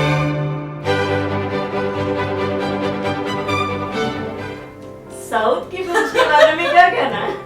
साउथ की मूवीज का आजकल इतना क्रेज है, और इतनी सारी, मुझे लगता है तकरीबन सारी की सारी साउथ पिक्चर हिंदी में डब हो रही है। Yes. और मुझे लगता है हमने उसमें से मोस्टली सब फिल्म्स में डब किया। सब में डब और किया इतना है। मजा आता है जिसकी कहने की कोई हद नहीं बहुत है। मजेदार होता है। बहुत ही इंटरेस्टिंग स्क्रिप्ट्स होती हैं, बहुत बढ़िया डायलॉग्स होते हैं। फन डायलॉग्स, और आपको छूट है, आप अपने डायलॉग्स बनाओ, मजेदार Right. होने चाहिए।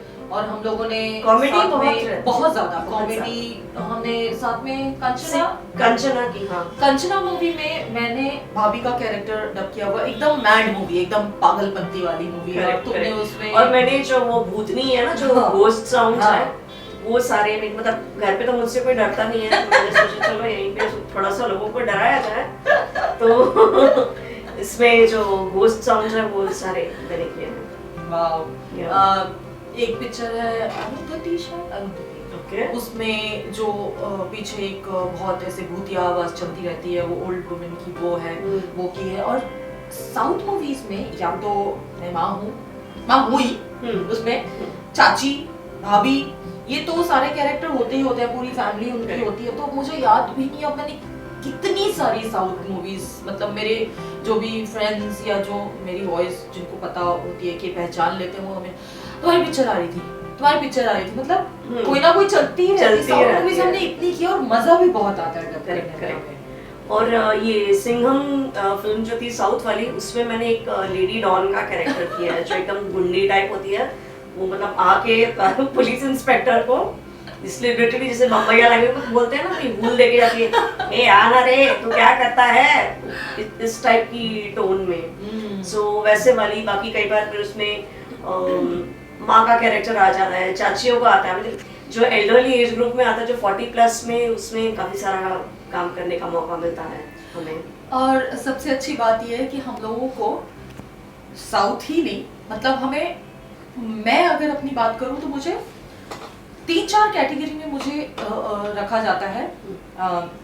मैं बच्चे की वॉइस करूंगी, बहुत अच्छी करती हैं, बहुत voice, अच्छी।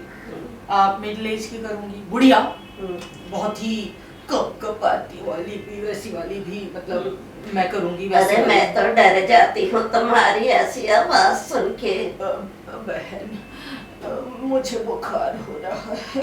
ये 150 साल वाली बुढ़िया की आवाज नहीं आती है? तो उतने पीछे तक चले जाते हैं। मैं बुढ़िया हूँ, मैं विच हूँ, मैं किड्स वॉइस हूँ, मैं नॉर्मल मॉम की वॉइस हूँ, तो ये सब में मुझे कास्ट किया जाता है। That's commendable.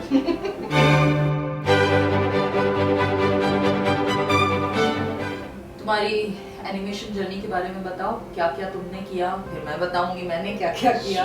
Surely. Animation journey में तो बहुत सारा काम किया, जैसे Scooby Doo, Snow White and the 7 dwarfs, then Johnny Test, and सबसे लॉन्गेस्ट रनिंग सीरीज मेरे करियर की जो रही है वो थी पोकेमॉन, जिसमें I was doing the character of Jessie. ये 10 साल के लिए मैंने किया, राइट फ्रॉम 2003 टिल 2013। और इसका एक वो सिग्नेचर डायलॉग था जो बच्चों को लिटरली एक एक की जुबान पे था। सो दैट वाज लाइक, लो आ गई ये खुराफात, अभी तो है शुरुआत, दुनिया को तबाही से बचाने के लिए, सारे शैतानों को एक करने के लिए, मैं हूँ जेसी, मैं हूँ James and Meowth that's my name. सो ये एक ऐसा तकिया कलाम था, मतलब अगर आप, मैं सो रही हूँ और आप मुझे ऐसे ऐसे करके बोलो जेसी टेक, तो ये नींद में से उठ के भी बगैर स्क्रिप्ट देके हम लोग को इतना बाय हार्टेड तो हम ये बोल सकते हैं। तो this was the longest running series and there was Beyblade and एक फिल्म आई थी कॉल्ड हाउल, जिसमें मैंने वेयरवुल्फ का कैरेक्टर किया है, जो एक 80 साल की औरत होती है जो बाद में जब उसको वेयरवुल्फ बाइट करता है तो she converts into a werewolf, वो था। प्लस जय बजरंगबली जो था उसमें अक्सर ताड़का, शूर्पणखा कैसे ग्रफी वॉइसेस वाले कैरेक्टर्स मेरे पास में आते थे। And that's about. या मुझे सबसे ज़्यादा अगर डबिंग करने में कहो वॉइसिंग में पसंद था तो वो है एनिमेशन पसंद है। मतलब मुझे बहुत मज़ा आता है एनिमेशन करने में, क्योंकि बहुत सारी वेरिएशन मिलती है आपको। विच की वॉइस करने मिलती है, जो कि ज़्यादातर विचेस जो होती है वो एक अजीब सी हंसी के साथ डायलॉग शुरू करती है, मैं तुम्हें कहा जाऊंगी, मतलब इस तरह की, और मज़ा आता है। मतलब वो पूरा वो मैंने बहुत सारे जापानीज जब एनिमेशन शुरू हुए थे उनमें मैंने निएंडर, मारुको चैन और इस तरह के, और ड्रैगन बॉल ज़ी एक बहुत लंबा चलने वाला शो था, उसमें मैंने फ्रीज़ा का कैरेक्टर किया था। और किसी ने मुझे कहा कि कोई बंदा हांगकांग से था, उस बंदे को, कोई मेरी एक फ्रेंड मिली, उसने बोला कि ऐसे ऐसे मैंने वो कैरेक्टर उसमें डब किया, तो वो इतना खुश हो गया ये सुन के, सच में you know that female, you really know that female। मुझे इतना अच्छा लगा कि you know it's known series और लोग जानते हैं और बड़े खुश होते हैं उस कैरेक्टर के बारे में। फिर मुझे एक फिल्म याद है बॉस बेबी, जिसमें मैंने वो बेबी की मॉम का कैरेक्टर किया था, और मेरा ऑडिशन उसमें एक वो लोरी गाती है और वो मैंने गाई थी, और वो इंग्लिश में ही उन्होंने ऑडिशन लिया था, और उसके बेस पे मेरी वॉइस उसमें सेलेक्टेड हुई। और ये बहुत ही प्यारी पिक्चर है, अगर आपको चांस मिले तो हिंदी में ज़रूर देखिए। तो रिसेंटली ओपिन एपिन एक सीरीज़ आ रही है, डिज्नी पे है, उसमें मैंने एक बॉय का किया है, छोटा सा वो बच्चा और बहुत शरारती है, जो हमेशा ये मेरे डैडी मुझे लेके देंगे, मुझे जरूर लेके देंगे, तुम्हारे पास तो ये है ही नहीं। तो बहुत मजा आता है ऐसे बच्चों की वॉइस करने, ओल्ड लेडी की, रिच की वॉइस करने। तो yes, animation is really fun, it is a lot of fun, yes. To the extent that few years back एक लड़की का मुझे मैसेज आया था, वो was from one of the Asian countries.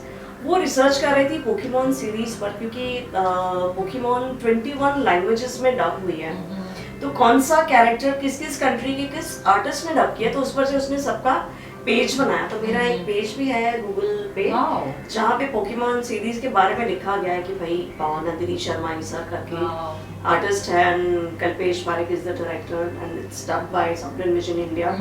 So that's been a very proud moment for me to be associated with this project.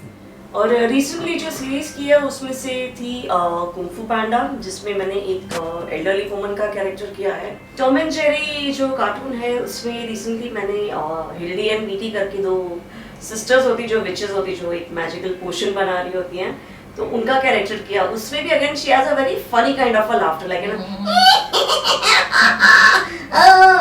ये बहुत ही बकवास किस्म का है, मुझे इसमें तो जरा भी पेश नहीं आ रहा। So that was one character which I did. Then there was a series called Stinky and Dirty, जिसमें हम लोग छोटी-छोटी वैन्स बने, जिसमें के कैरेक्टर है। So इतने सारे एनिमेशन किए हैं कि मतलब इतने किए हैं कि नाम भी नहीं याद, लेकिन रिसेंटली जो मेरा चल रहा है ओपिन एपिन चल रहा है, फिर स्मर्फ्स किया है, लॉस्ट इन ओज किया है, हैंडी मैनी किया है, डकटेल्स किया है, बिग सिटी ग्रीन। तो ऐसे मतलब बहुत सारे हैं जिसमें किसी में कुछ विच वाला कैरेक्टर है, किसी में मॉम वाला कैरेक्टर है, किसी में किसी की आंट वाला कैरेक्टर है। तो सारे ही कैरेक्टर मेरे बहुत ज़्यादा फेवरेट कैरेक्टर हैं। मैं जो भी एनिमेशन में करती हूँ, all are my favourite characters. मज़ा आता है करने के लिए। एनिमेशन में मुझे बहुत से क्यूट से बहुत प्यारे प्यारे प्रोजेक्ट याद आ रहे हैं, जिसमें से एक है माइटी राजू। उसमें मैं एक नानी का कैरेक्टर डब करती हूँ, करती थी, मतलब अभी तो शायद वो खत्म हो गया। और उसमें वो नानी जो है वो हरियाणवी स्टाइल में बात करती है, तो वो बहुत ही मज़ेदार था। तो मैं वो इनैक्ट करके भी बताऊंगी। तो वो बोलेगी, अरे राजू, अरे ये गांव धारा ना है, यहाँ से चलो। क्या बात। तो मुझे वो करने में इतना मजा आता था।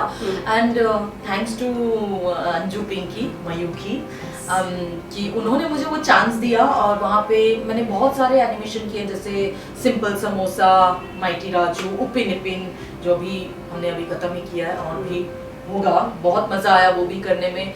फिर छोटा भीम, इस तरह के। छोटा भीम में शायद हम दोनों ने ही किया था उसमें। हाँ, छोटा भीम में किया था, उसमें आई एम प्लेइंग विच। हाँ, तो उसमें भी मेरा भी कुछ विच वाला ही ऐसे है ना, तो जो अगेन वो बहुत ही विची वॉइस और वैसे। फिर एनिमेशन मूवीज की अगर हम बात करें तो एली मैम के साथ मैंने बहुत अच्छे प्रोजेक्ट किए हैं। फ्रोजन में हम दोनों ने ही किया, फ्रोजन 2। और एनिमेशन के अलावा अगर हम बात करें तो एली मैम के साथ क्वीन हमने किया, मैच है जो आप देख सकते हैं उसमें जयललिता के ऊपर बनी हुई है। Yes, I played Shashikala, I played Pushpa. या फिर मुलान एक मूवी अभी आ रही है, उसमें मैंने मुलान की मॉम का डब किया है। और I am very thankful to Aradhana films, जिन्होंने मुझे बहुत अच्छा चांस दिया एनिमेशन के लिए। मैंने बहुत सी एनिमेशन उनके साथ की है, जिसमें से लॉस्ट इन ओज है और कायू है, बहुत क्यूट एनिमेशन है वो। और मूवीज़ की हैं कई उनके साथ, जो कि बच्चों की हैं, बड़ों की हैं, एनिमेशंस हैं। So I am again really thankful कि वो हमें इस लायक समझते हैं, हमें ऐसे आर्टिस्ट समझते हैं कि हम हर कैटेगरी में फिक्स होते हैं कि हम बच्चा भी कर लेंगे, बुढ़ा भी कर लेंगे। और एज आई सेड कि एनिमेशन करने में मज़ा बहुत आता है। मयूखी एंटरप्राइजेस के लिए रिसेंटली मैंने एक प्रोजेक्ट किया जो बाहुबली नाम से है। उसमें एक कोई करके कैरेक्टर है जो एक बहुत ही एल्डरली वुमन है, वेरी विकेड एंड कनिंग। तो वो करने में मुझे बहुत ज़्यादा मज़ा आया। मतलब she is very dominating and very wicked, तो वो करने में मुझे काफ़ी ज़्यादा मज़ा आया। एंड प्लस फ्रोजन फिल्म में भी मैंने एक कैरेक्टर किया था जो एक बॉडी बिल्डर होता है, उसकी वाइफ का। एंड ऐसे काफ़ी सारे कैरेक्टर्स आते रहते हैं, सो इट्स रियली नाइस। बहुत सी बॉलीवुड मूवीज़ हम लोग करते हैं जिसमें बहुत सारे कैरेक्टर्स होते हैं, तो कोई स्पेशल कैरेक्टर हमसे डब करवाया जाता है। और कभी कभी हम उस आर्टिस्ट ने इतना अच्छा परफॉर्म नहीं किया होता, तो वो हमें बुलाया जाता है कि हम उस कैरेक्टर को डब करें। और ऐसी डबिंग करवाई जाती है कि वो कैरेक्टर एकदम निखर के आ जाता है। उस कैरेक्टर की जो परफॉर्मेंस है वो डबिंग के थ्रू सही हो जाती है। और ऐसी बहुत सी मूवीज हम लोगों ने की हैं जहाँ पे वो, अगर आप ओरिजिनली वो कैरेक्टर की वॉइस सुनेंगे तो लगेगा अरे ये परफॉर्मेंस और वॉइस और कहीं कुछ मैच ही नहीं हो रहा है। लेकिन अगर हम एज ए वॉइस आर्टिस्ट अगर हम वो डब करते हैं, हमें स्पेशली उसके लिए बुलाया जाता है, और अगर जैसा वो चाहते हैं वैसा हम वो करके देते हैं, तो वो कैरेक्टर की परफॉर्मेंस अलग लेवल पे चली जाती है। जैसे कि एक फिल्म आई थी बहुत साल पहले, कॉल्ड राज, बिपाशा बासु की। yes. तो उसमें अगर आप नोट करेंगे उसमें साउंड का बहुत ज़्यादा इफेक्ट था। जैसे कि उसकी पीछे से कॉन्स्टेंटली चीखें सुनाई दे रही थी आपको, और उसके कान में आकर के कोई विस्पर करता रहता था, Sanjana Sanjana. So the screams and the Sanjana, that character was dubbed by me. तो अगर साउंड ऑफ करके देखो तो वो इतना इंटरेस्टिंग नहीं लगता, बट जैसे आप उसका साउंड ऑन करते हो तो वो आवाज से पूरा का पूरा इम्पैक्ट चेंज हो जाता है। एक अजीब किस्म का एक डर क्रिएट होता है ना, like it is so spooky. तो जैसे कि वो बता रहे कि मतलब कि एक आवाज का एक अलग टोनल क्वालिटी या उसका डिक्शन की वजह से कैरेक्टर्स कितने ज्यादा एनहांस हो जाते हैं, बहुत ज्यादा। और वो कैरेक्टर एकदम से चेंज ही हो जाता है। मैं खुद अगर अपनी वॉइस जब अगर कोई बहुत ही अच्छा डायरेक्टर आपके साथ है, आपको वो बताता है कि इसको हमें ऐसे चाहिए, इसको ऐसे कर दीजिए, इसको ये उसकी बिल्कुल मत सुनिए पायलट में जो भी बोला है, आप अपने हिसाब से कीजिए, या हमें ऐसे चाहिए। तो जब हम अपनी वॉइस जब कंप्लीट होने के बाद सुनते हैं तो यकीन ही नहीं होता कि ये ऐसा बन जाएगा कैरेक्टर, ये ऐसा हो जाएगा। तो इतना फर्क पड़ता है डबिंग से, इतना फर्क पड़ता है। एक अच्छी परफॉर्मेंस से बहुत ज्यादा चेंज आ जाता है। क्योंकि रिसेंटली काफी सारी बॉलीवुड फिल्म्स है, अगर आप सच में गिनने जाएं तो मतलब अभी जैसे मुझे 25 साल हो गए इस करियर में, तो अगर मैं शुरू से गिनने जाऊंगी तो मतलब मुझे कितने घंटे लग जाएंगे आपको गिनाने में कि कौन सी फिल्म में कौन से कैरेक्टर्स हम लोगों ने याद ही नहीं, बिल्कुल मतलब सच में याद ही नहीं रहता कि हम लोगों ने कितने किए। लेकिन मुझे लगता है कि हमने हर बड़ी बॉलीवुड मूवीज में हम लोगों ने कुछ ना कुछ चाहे हमने छोटा से छोटा बोला हो, लेकिन हमने सब में कुछ ना कुछ किया। हॉलीवुड की कई मूवीज में मैंने डब किया है, जिसमें से Captain America, civil war, homecoming, जो स्पाइडरमैन की आंट मे का कैरेक्टर मैंने किया, थैंक्स टू कल्पेश जिसने मुझे उसके लिए कास्ट किया, and then I was fix for that character. फिर उसके बाद फार फ्रॉम होम, उसमें भी आंट मे का मेरा था, तो मतलब आंट मे के लिए मैं फिक्स हूँ अभी। बढ़िया। एंटमैन में एंटमैन की वाइफ का मैंने किया है। जुरासिक पार्क जो आई थी उसमें बच्चों की जो मॉम थी वो मैंने किया है। Nice. तो अच्छा लगता है ना किसी को बता के कि भाई मैं कैरेक्टर्स बॉलीवुड भी डब करती हूँ, हॉलीवुड भी करती हूँ, and I am really thankful to all those people जो मुझ में इतना यकीन रखते हैं, मुझ में इतना भरोसा रखते हैं, मुझे उन्होंने कास्ट किया।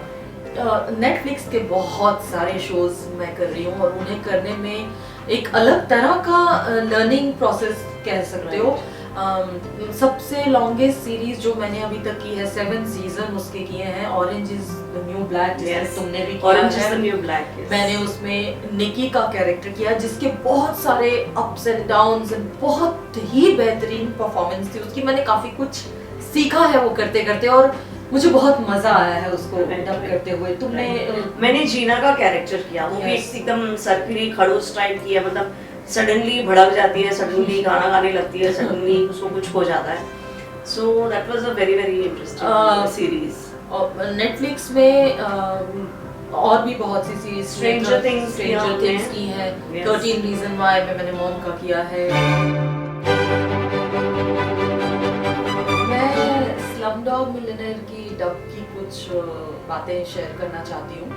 हम लोग उसकी एम्बियंस कर रहे थे, और रसूल कुकुटी जी जो ऑस्कर विनिंग रिकॉर्डिस्ट हैं, बहुत ही अच्छे, बहुत ही बेस्ट रिकॉर्डिस्ट जिन्हें कह सकते हैं वो हैं, और उनका एक स्टाइल है डबिंग करवाने का। तो वहाँ पे एम्बियंस करनी थी, कुछ स्लम एरिया दिखाया है, वहाँ पे मार्केट दिखाई है, वहाँ पे कुछ वेंडर्स कुछ बेच रहे हैं ऐसा दिखाया है। तो यशराज स्टूडियो में हम डब कर रहे थे, तो उन्होंने कहा कि हम सब नीचे जाएंगे, कि पार्किंग एरिया में जाएंगे। तो हमने कहा अरे ये कैसी डबिंग है, स्टूडियो से बाहर जाके डब करेंगे हम। तो हम सब नीचे आ गए, हम लोग कुछ 15-20 लोग थे। तो बूम माइक पकड़ के, और उन्होंने कहा कि ऐसे आप चलना शुरू करो सर्कल में, और वो बूम माइक वाला साथ साथ चल रहा था, कभी उस साइड कभी इस साइड कभी इधर, और हम सब बातें करते हुए जैसे आप आम मार्केट में चल रहे हो, और बीच बीच में फिर वेंडर्स की वॉइस है, वहाँ की सराउंडिंग्स की वॉइस है, वैसा उन्होंने वहाँ पे डब किया। तो ये बड़ा ही एक डिफरेंट सा एक्सपीरियंस था उनके साथ। और बहुत इंटरेस्टिंग बात उनके साथ ये है कि अगर हम स्टूडियो में भी डब कर रहे हैं, जैसे मुझे एक सीन याद है किसी एक मूवी का, एक नर्स को ऐसे धक्का मार के कुछ डायलॉग बोलना था, और मुझे डायलॉग तो एग्जैक्टली याद नहीं, लेकिन उन्होंने कहा कि ऐसे पकड़ो, धक्का मारो और डायलॉग बोलो। ओके, बोले इसी से वो इम्पैक्ट आएगा। तो ये उनका स्टाइल ऑफ डबिंग है, तो बहुत ही जो कि थोड़ा अलग है औरों से, और बहुत इंटरेस्टिंग है। तो वो सच में अगर आप शेक करोगे किसी को, या जैसे आप हिल के जैसे बात करोगे, तो नेचुरली डायलॉग वैसा आएगा। और अगर रसलिंग चाहिए कपड़ों की आनी चाहिए, तो ऊपर से बैठनी चाहिए, ऐसे करो, और कोई ऐसा कोई शॉट है जहाँ कोई ऐसे बहुत सारे फुट भीड़ दिखाई टैपिंग है। साउंड्स हैं, Foot तो tapping। वुडन फ्लोरिंग होती है, हाँ। फोली स्टूडियो में ले जाते हैं जहाँ पे स्पेशल इफेक्ट्स होते हैं, हाँ। तो वहाँ पे हमें टैप कर करके वॉक कराया जाता है टू गिव द साउंड्स। हाँ, और कोई उठ के बैठ रहा है, बहुत सारी भीड़ है, या पूजा को कोई एरिया दिखाया या ऐसे कोई मॉल दिखाई है या जो भी हो रहा है, तो हम वैसे ही करते हैं। हम सीन के साथ बैठते हैं, उठते हैं, तो वो जो उसमें भी वो जो साउंड मिलती है उनको, वो एक एक डिटेल यूज करी जाती है, यूज करते हैं। तो ये उनकी बहुत बड़ी खासियत है, तो जो कि मेरे लिए एक बहुत बड़ा एक्सपीरियंस था और बहुत अच्छा एक्सपीरियंस था। मैं आपको एक बहुत ही मजेदार किस्सा सुनाना चाहती हूँ। कभी कभी क्या होता है रिकॉर्डिंग्स में, एक्चुअली तो हमें रोज ही कोई ना कोई अलग अलग किस्म के कैरेक्टर मिलते हैं, बट कभी कभी ना बहुत ही अतरंगी किस्म के किरदार मिलते हैं, लेकिन आप हंसना चाहते हो, आप हंस नहीं पाते हो उनकी बेवकूफ़ी के ऊपर। हुआ ये कि एक पर्टिकुलर सीक्वेंस था फिल्म का, हम लोग उस वक्त एम्बियंस डबिंग कर रहे थे, तो उसमें क्लैप सीक्वेंस था, तो स्टूडियो में 2 माइक्स लगे हुए थे। उन्होंने बोला ये वाला जो सीन है इसमें मेल क्लैपर्स लेफ्ट माइक पे आ जाओ, राइट माइक पे फीमेल क्लैपर्स आ जाओ। अब आप मुझे बताइए क्लैप मेल है कि फीमेल है, सोचिए। उन्होंने सच में ऐसे किया था? हाँ, मैं ऐसे थोड़ी अपनी बात से बोल रही हूँ, आप सुनो। मेरे पास मतलब मुझे जब कोई पूछता है कि क्या करते हो आप, तो मैं इनको बोलती हूँ कि मैं वॉइस आर्टिस्ट हूँ। बोलेंगे वो क्या होता है? वॉइस आर्टिस्ट है। अच्छा गाना गाते हो? तो मैंने कहा नहीं, गाना अलग होता है या वॉइसिंग अलग होती है, एक ही चीज है, बट इस तरह से नहीं होता। मैं ये करती हूँ। काफी टाइम लग जाता है कुछ लोगों को तो समझाने में कि मैं ये करती हूँ, मैं ये करती हूँ। और कभी किसी गैदरिंग में चले जाओ या शादी में या रिश्तेदारी में या ऐसे, तो जब उनको ये बात समझ में आ जाती है कि मैं ऐसे वॉइसिंग करती हूँ, मैं ये अच्छा क्या क्या करते हो उसमें, जब उनको मैं बताती हूँ मैं ये वॉइस करती हूँ, ये अच्छा बोल के सुनाओ ना, तो मतलब वो बड़ा ना छोटे बच्चों को बोलते हैं जैसे बेटा ABCD बोल के बताओ, तो वैसे वाली फीलिंग मुझे वो इनएक्ट करके वहाँ पे उनको बोलना पड़ता है, तो थोड़ा सा अजीब भी लगता है। तो मतलब ऐसे उनको समझाने में काफी टाइम लगता है कि भाई ये मैं काम करती हूँ। ये तो एक चीज होगी। दूसरी मजे की बात ये होती है जब जैसे अगर कोई पूछता ना आप क्या करते हो, जी मैं वॉइस एक्टर हूँ। हाँ वो तो ठीक है, लेकिन काम क्या करते हो? ये भी एक्टर काम नहीं करते, ये भी सुनने को मिला। अच्छा वो ठीक है, काम क्या करते हो? काम क्या करते हो? तो हाँ, मैं ये भी लोगों को बताना चाहती हूँ कि भाई वॉइस इंडस्ट्री अपने आप में एक बहुत बड़ा प्रोफेशन है, बहुत बड़ी इंडस्ट्री है। उसको कुछ लोगों को इस बारे में पता ही नहीं है। तो और ये लोग अच्छा कमाते हैं यहाँ से, यहाँ पे वॉइसिंग से कमा करके लोगों ने अपने घर बनाए हैं, गाड़ियाँ खरीदी हैं, बच्चे एजुकेट किए हैं, तो it's a very very respectable and very nice profession. जिन्हें नहीं पता है वो प्लीज ये ना समझे कि ये कुछ भी नहीं है, ये बहुत बड़ी इंडस्ट्री और ये बहुत ही प्यारा प्रोफेशन है जिसमें हम हैं। तो बहुत से फनी किस्से भी हैं और बहुत सी ऐसी बातें हैं जो आप कभी भूलते नहीं हो, आपको आज भी हंसी आती है वो जब याद आता है। तो मुझे याद है कि मुझे किसी ने, मेरे शुरुआती दिनों की बात है ये, मैं बहुत एक्साइटेड रहती थी कि मुझे कॉल आ रही है डबिंग की, मुझे बुलाया है डबिंग के लिए। तो वो एक्साइटमेंट में मैंने डेट शायद गलत लिख दी या मैंने सुना नहीं, गलत सुन लिया कि कौन से दिन डबिंग थी, और मैं पहुंच गई स्टूडियो में और मैं वहाँ जाके देख रही हूँ वहाँ तो कोई है ही नहीं। मैं बैठ गई, मैंने कहा शायद आ रहे होंगे, लेट होंगे, ये वो जो भी। तो मैं वेट करती रही, 1 घंटा बीत गया, कोई भी नहीं आया। तो मैंने फिर कॉल किया जिन्होंने मुझे बुलाया था, मैंने कहा आप आए नहीं अभी तक, डबिंग है तो मुझे बुला लिया। तो वो हंसने लगे, बोले आज डेट कौन सी आपने देखी? मैंने कहा हाँ। तो बोले ध्यान से देखो, आपने जो नोट किया है डबिंग कल है, आज नहीं है। तो मतलब मुझे इतनी शर्म भी आई और मुझे इतनी हंसी भी आई। मैंने बोला ओफ, मतलब इतनी एक्साइटेड थी मैं डबिंग के लिए कि 1 दिन पहले ही पहुंच गई वहाँ पे।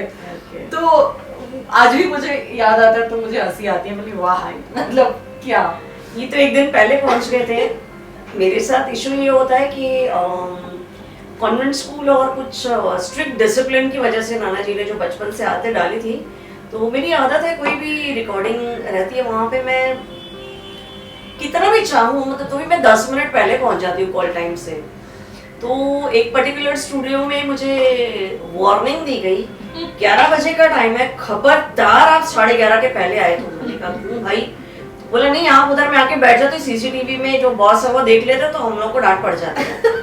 अब मुझे ये बताइए कि मेरी क्या गलती है, मतलब मैं टाइम से आ रही, ये मेरी गलती है या कि मतलब दूसरा वक्त से नहीं आ रहा है तो मुझे लेट आना चाहिए, ये मेरी गलती है। वैसे तो तुम हॉलीडे पे भी बहुत जल्दी पहुंच जाती हो। हाँ, फ्लाइट छूट गई तो ये इनको 6 बजे बुलाओ तो ये 5 बजे पहुंच जाती है। हाँ, हम तो तभी सो के उठ रहे होते हैं। सोचो हॉलीडे पे भी टेंशन, मतलब टाइम पे पहुंचने की। फ्लाइट छूटेगी ना किसी दिन, ट्रेन छूटेगी तभी मालूम पड़ेगा। नहीं, बड़े छूटती मजे है। आए, छूटती है तो ऐसी है।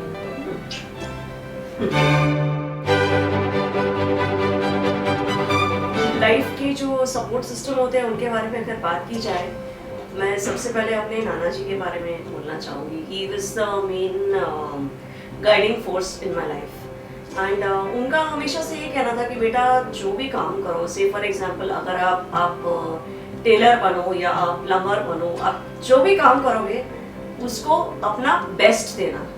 तो वो चीज़ मैंने उनसे सीखी। एंड दूसरी बात, the second person after that was my mother, was very fond of singing and she was very jovial by nature। तो जितनी भी जो भी शरारत वगैरह जो मैंने सीखी वो मेरी मम्मी से आती है।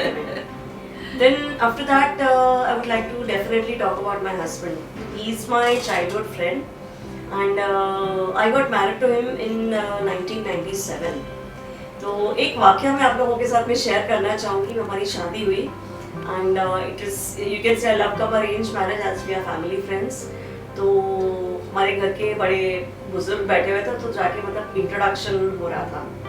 तो मेरी मासी सास थी तो उन्होंने पंजाबी में पूछा भी कुड़ी की काम करती है, व्हिच मींस भी ये लड़की क्या काम करती है। सो ही सेड तो टीवी ते नहीं जेडे कुत्ते बिल्ली आते ने ओदी आवाज़ां कढदी है, व्हिच मींस के टीवी में जो कुत्ते बिल्ली आते हैं उसकी आवाज़ें निकालती है। मैं एकदम एम्बैरेस हो गई, ऐसे तो मेरी इंट्रोडक्शन करा रहे हो कि मेरा कचरा कर। He said she's a 90-year-old woman and she's old and she's uneducated। अभी मैं उसको कैसे समझाऊं? मैंने बोला इससे ज़्यादा इंटरेस्टिंग इंट्रोडक्शन। बट उन्हें समझ में आ गया ना? अरे फाइनली बहुत अच्छे से। She was very happy। अरे हाँ वो तो बड़ा अच्छा होता है। That's the whole point। And all she was very happy। Good। मैंने कहा वो आगे मेरे बारे में क्या इंट्रोडक्शन देगी वो मुझे पता नहीं। अब ये कहानी कहाँ तक चली जाएगी। ये तो होगी फैमिली की बात। आपकी लाइफ में जैसे टीचर्स आते हैं, जैसे मेरे म्यूजिक गुरुजी थे महेंद्रजीत सिंह जी, उन्होंने हमें डिक्शन के बारे में बताया, वॉइस कल्चर के बारे में बताया एंड एक चीज़ समझाई कि जो पूरा का पूरा ये पूरा सांस का खेल होता है। So he was also a major guiding force in my life just when I started learning music. उसके बाद मेरी मुलाकात 2013 में हुई शराफत अली खान साहब से। he was the father of music director Sajid and Wajid. उनके साथ मेरा बहुत ज़्यादा लंबा एसोसिएशन तो नहीं रहा, लेकिन जितने भी समय मैं उनके पास में थी, जो भी मैंने म्यूज़िक सीखा उनके पास में, उसके अलावा जो एक ज़िंदगी की शिक्षा होती है ना, उसमें बहुत सारी चीज़ें मैंने सीखी एंड अपनी पूरी ज़िंदगी में मैंने ऐसा इंसान नहीं देखा था।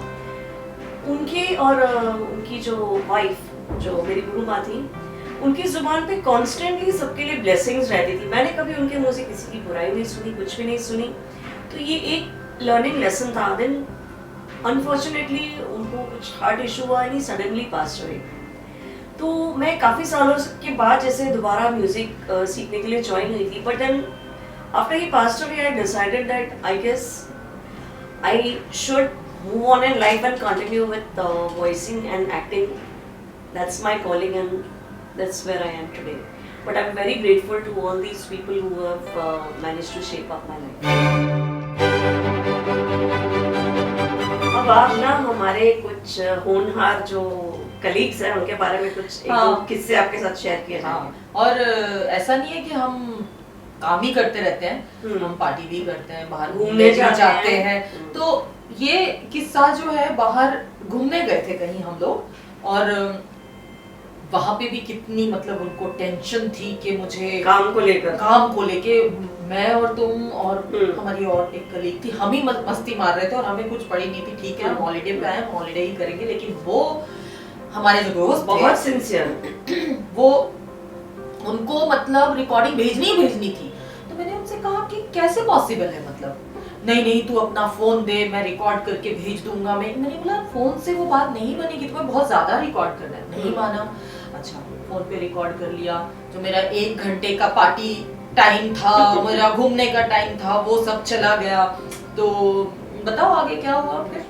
मार्केट में थे हम लोग मार्केट में थे और वहाँ पे लाइन से पब्स बने हुए हैं। भाई साहब अंदर गए, वहाँ पे एक जो आरजे था उससे जाके पूछ कर क्या है भाई तेरे पास में माइक है, मेरे को दे दे 5 मिनट का, कुछ रिकॉर्ड करके भेजना है।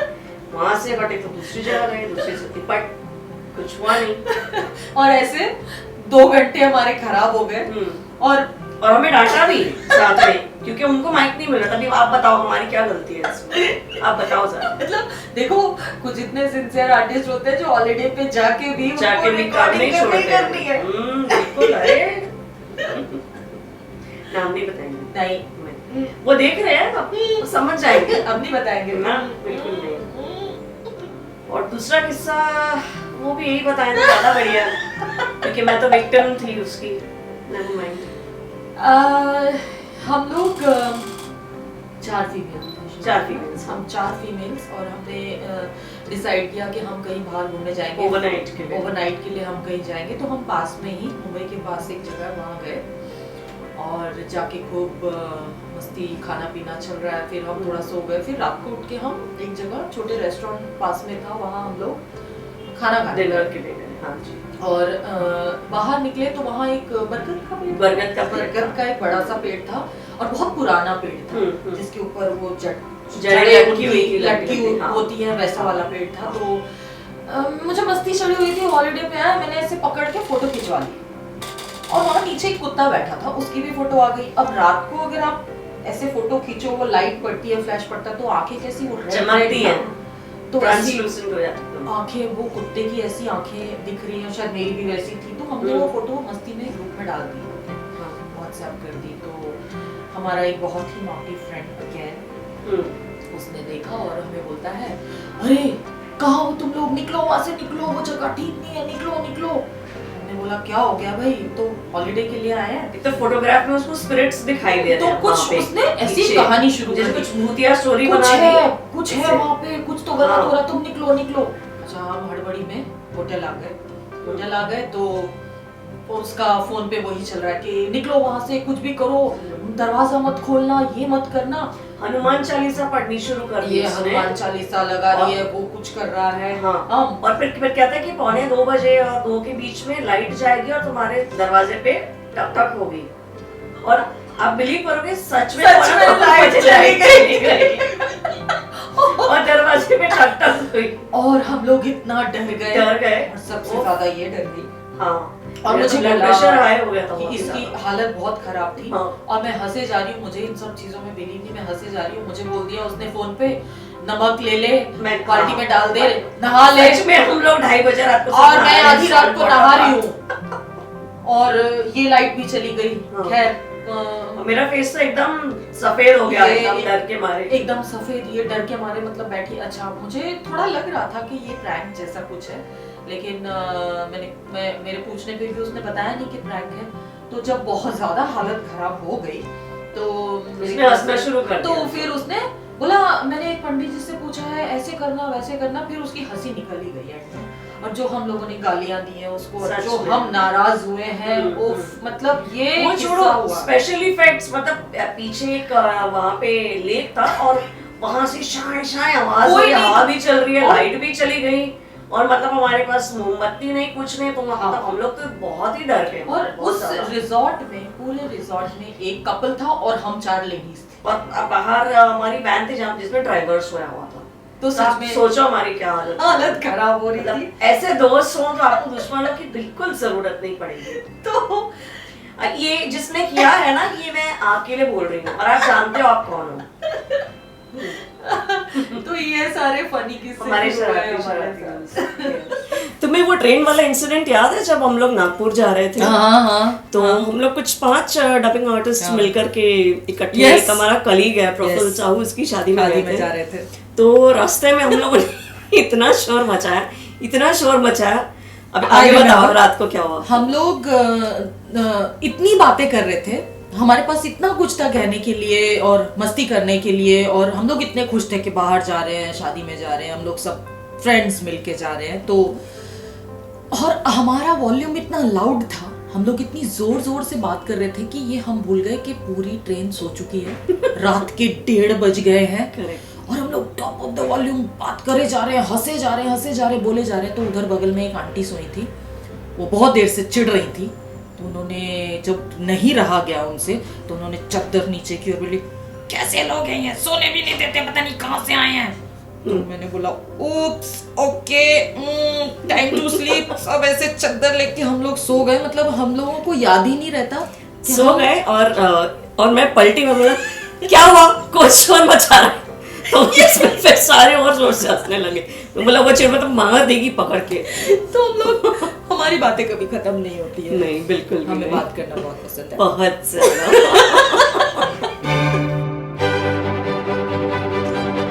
हमारी हॉबीज क्या क्या है बताओ क्या है? Travelling, eating, shopping, watching plays, and I consider myself very lucky. Very few people in this world get to make their passion their profession. Yes. And I'm very, very grateful to God that I'm one of the chosen lucky few who could live my life on my terms and conditions. Especially ऐसे समय में जहाँ पे कोई साधन नहीं थे, कोई provisions नहीं थे.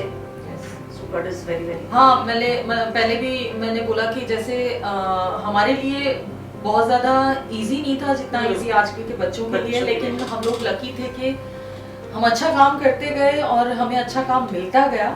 और अपने पैशन को हमने, हमारी हॉबी को हमने अपना प्रोफेशन बना लिया। Yes. और उसकी वजह से हम बहुत अच्छा काम कर पा रहे हैं। और And we are very happy souls. हम लोग Yes. खुश हैं अपनी लाइफ में। यस, मतलब कोई मजबूरी में कुछ काम करना पड़ रहा है ऐसा कभी भी नहीं लगता। यस, हम लोग मतलब बहुत, ये स्ट्रेस बस्टर है। मैं रिकॉर्डिंग करके मैं रिफ्रेश हो जाती हूँ। हाँ, It's हमारे like getting a break from the routine. Yes, हम हर दिन कुछ नया करते हैं और बड़ी खुशी से करते हैं, बहुत मजे से करते हैं, इसीलिए काम अच्छा होता है। Yes. और बताओ, तुम बताओ थोड़ा सा ज्ञान हो जाए। थोड़ा। अच्छा ठीक है, दे देते हैं।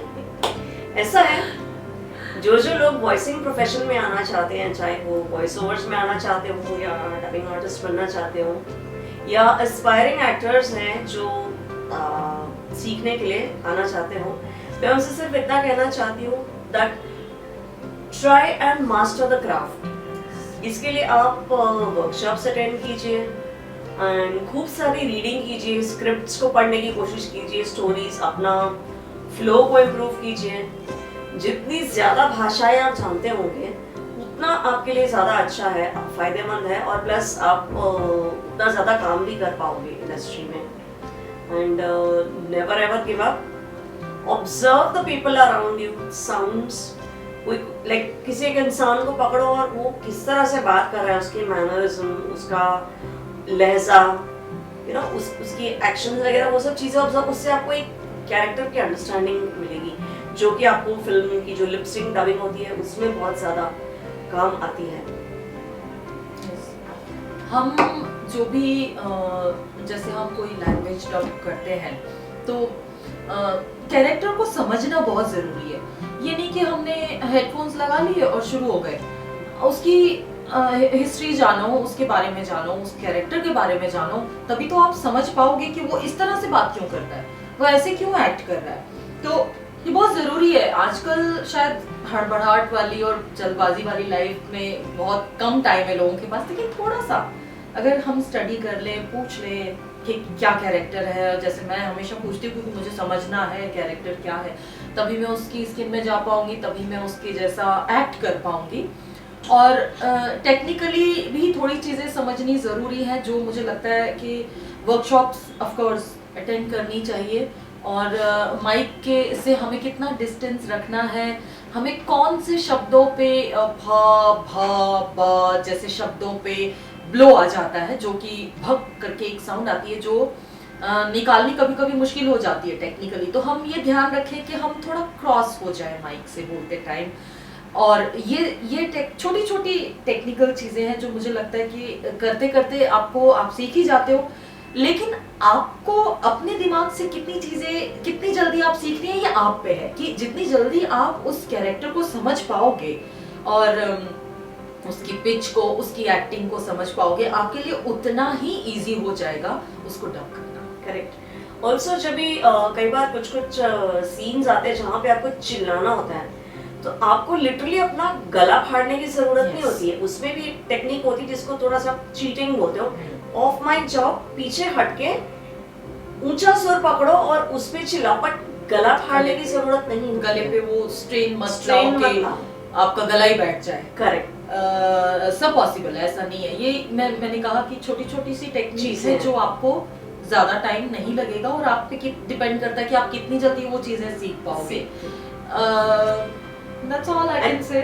जैसे कि मतलब म्यूजिक सीखते हैं आप, तो जैसे जैसे बोलते हैं ना, जैसे जैसे अगर आप सा लगा रहे हो या आप एक पर्टिकुलर राग को अगर आप रोज गा रहे हो तो वो मांझते हो उसको, तो सिमिलरली आपकी वॉइस भी वैसे ही पॉलिश होती जाती है।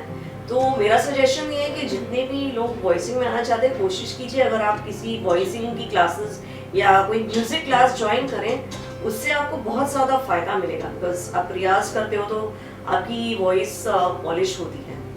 और अगर मुझे ऐसा लगता है कि अगर वो भी नहीं, क्योंकि आजकल सारी चीज़ें अवेलेबल हैं, आपके मोबाइल पे काफ़ी कुछ अवेलेबल है। आप YouTube पे जाके देख सकते हो चीज़ें, आपके मोबाइल में रिकॉर्डर है, ठीक है। आप एक कोई भी अपनी पसंद का नॉवेल, न्यूज़पेपर या जो भी आपको इच्छा हो पढ़ने की, वो आप ले लीजिए और वो रिकॉर्डर ऑन कीजिए, उसको अपने नज़दीक रखिए और वो पढ़ना शुरू कीजिए, वो लाइन्स आप बोलना शुरू कीजिए, वो रिकॉर्ड कीजिए अपनी वॉइस। आपको अपने आप पता चल जाएगा कि आप कहाँ गलती कर रहे हो, किस पिच पे बोल रहे हो और आप कैसे बोलना चाहिए था। तो ये एक बहुत ही सिंपल टेक्निक है जो आप घर पे भी कर सकते हो। एब्सोल्युटली। और कोशिश कीजिए जो लोग ये काम करते हैं, तो कोई भी उनका कोई भी छोटा सा सेक्शन उठाइए, उसे 10, 15, 20 बार सुनिए और ऑब्जर्व कीजिए वो किस तरह से बोलते हैं, कहाँ वो रुकते हैं, कहाँ पे उनकी वॉइस ऊपर चली जाती, कहाँ पे वो कम करते हैं।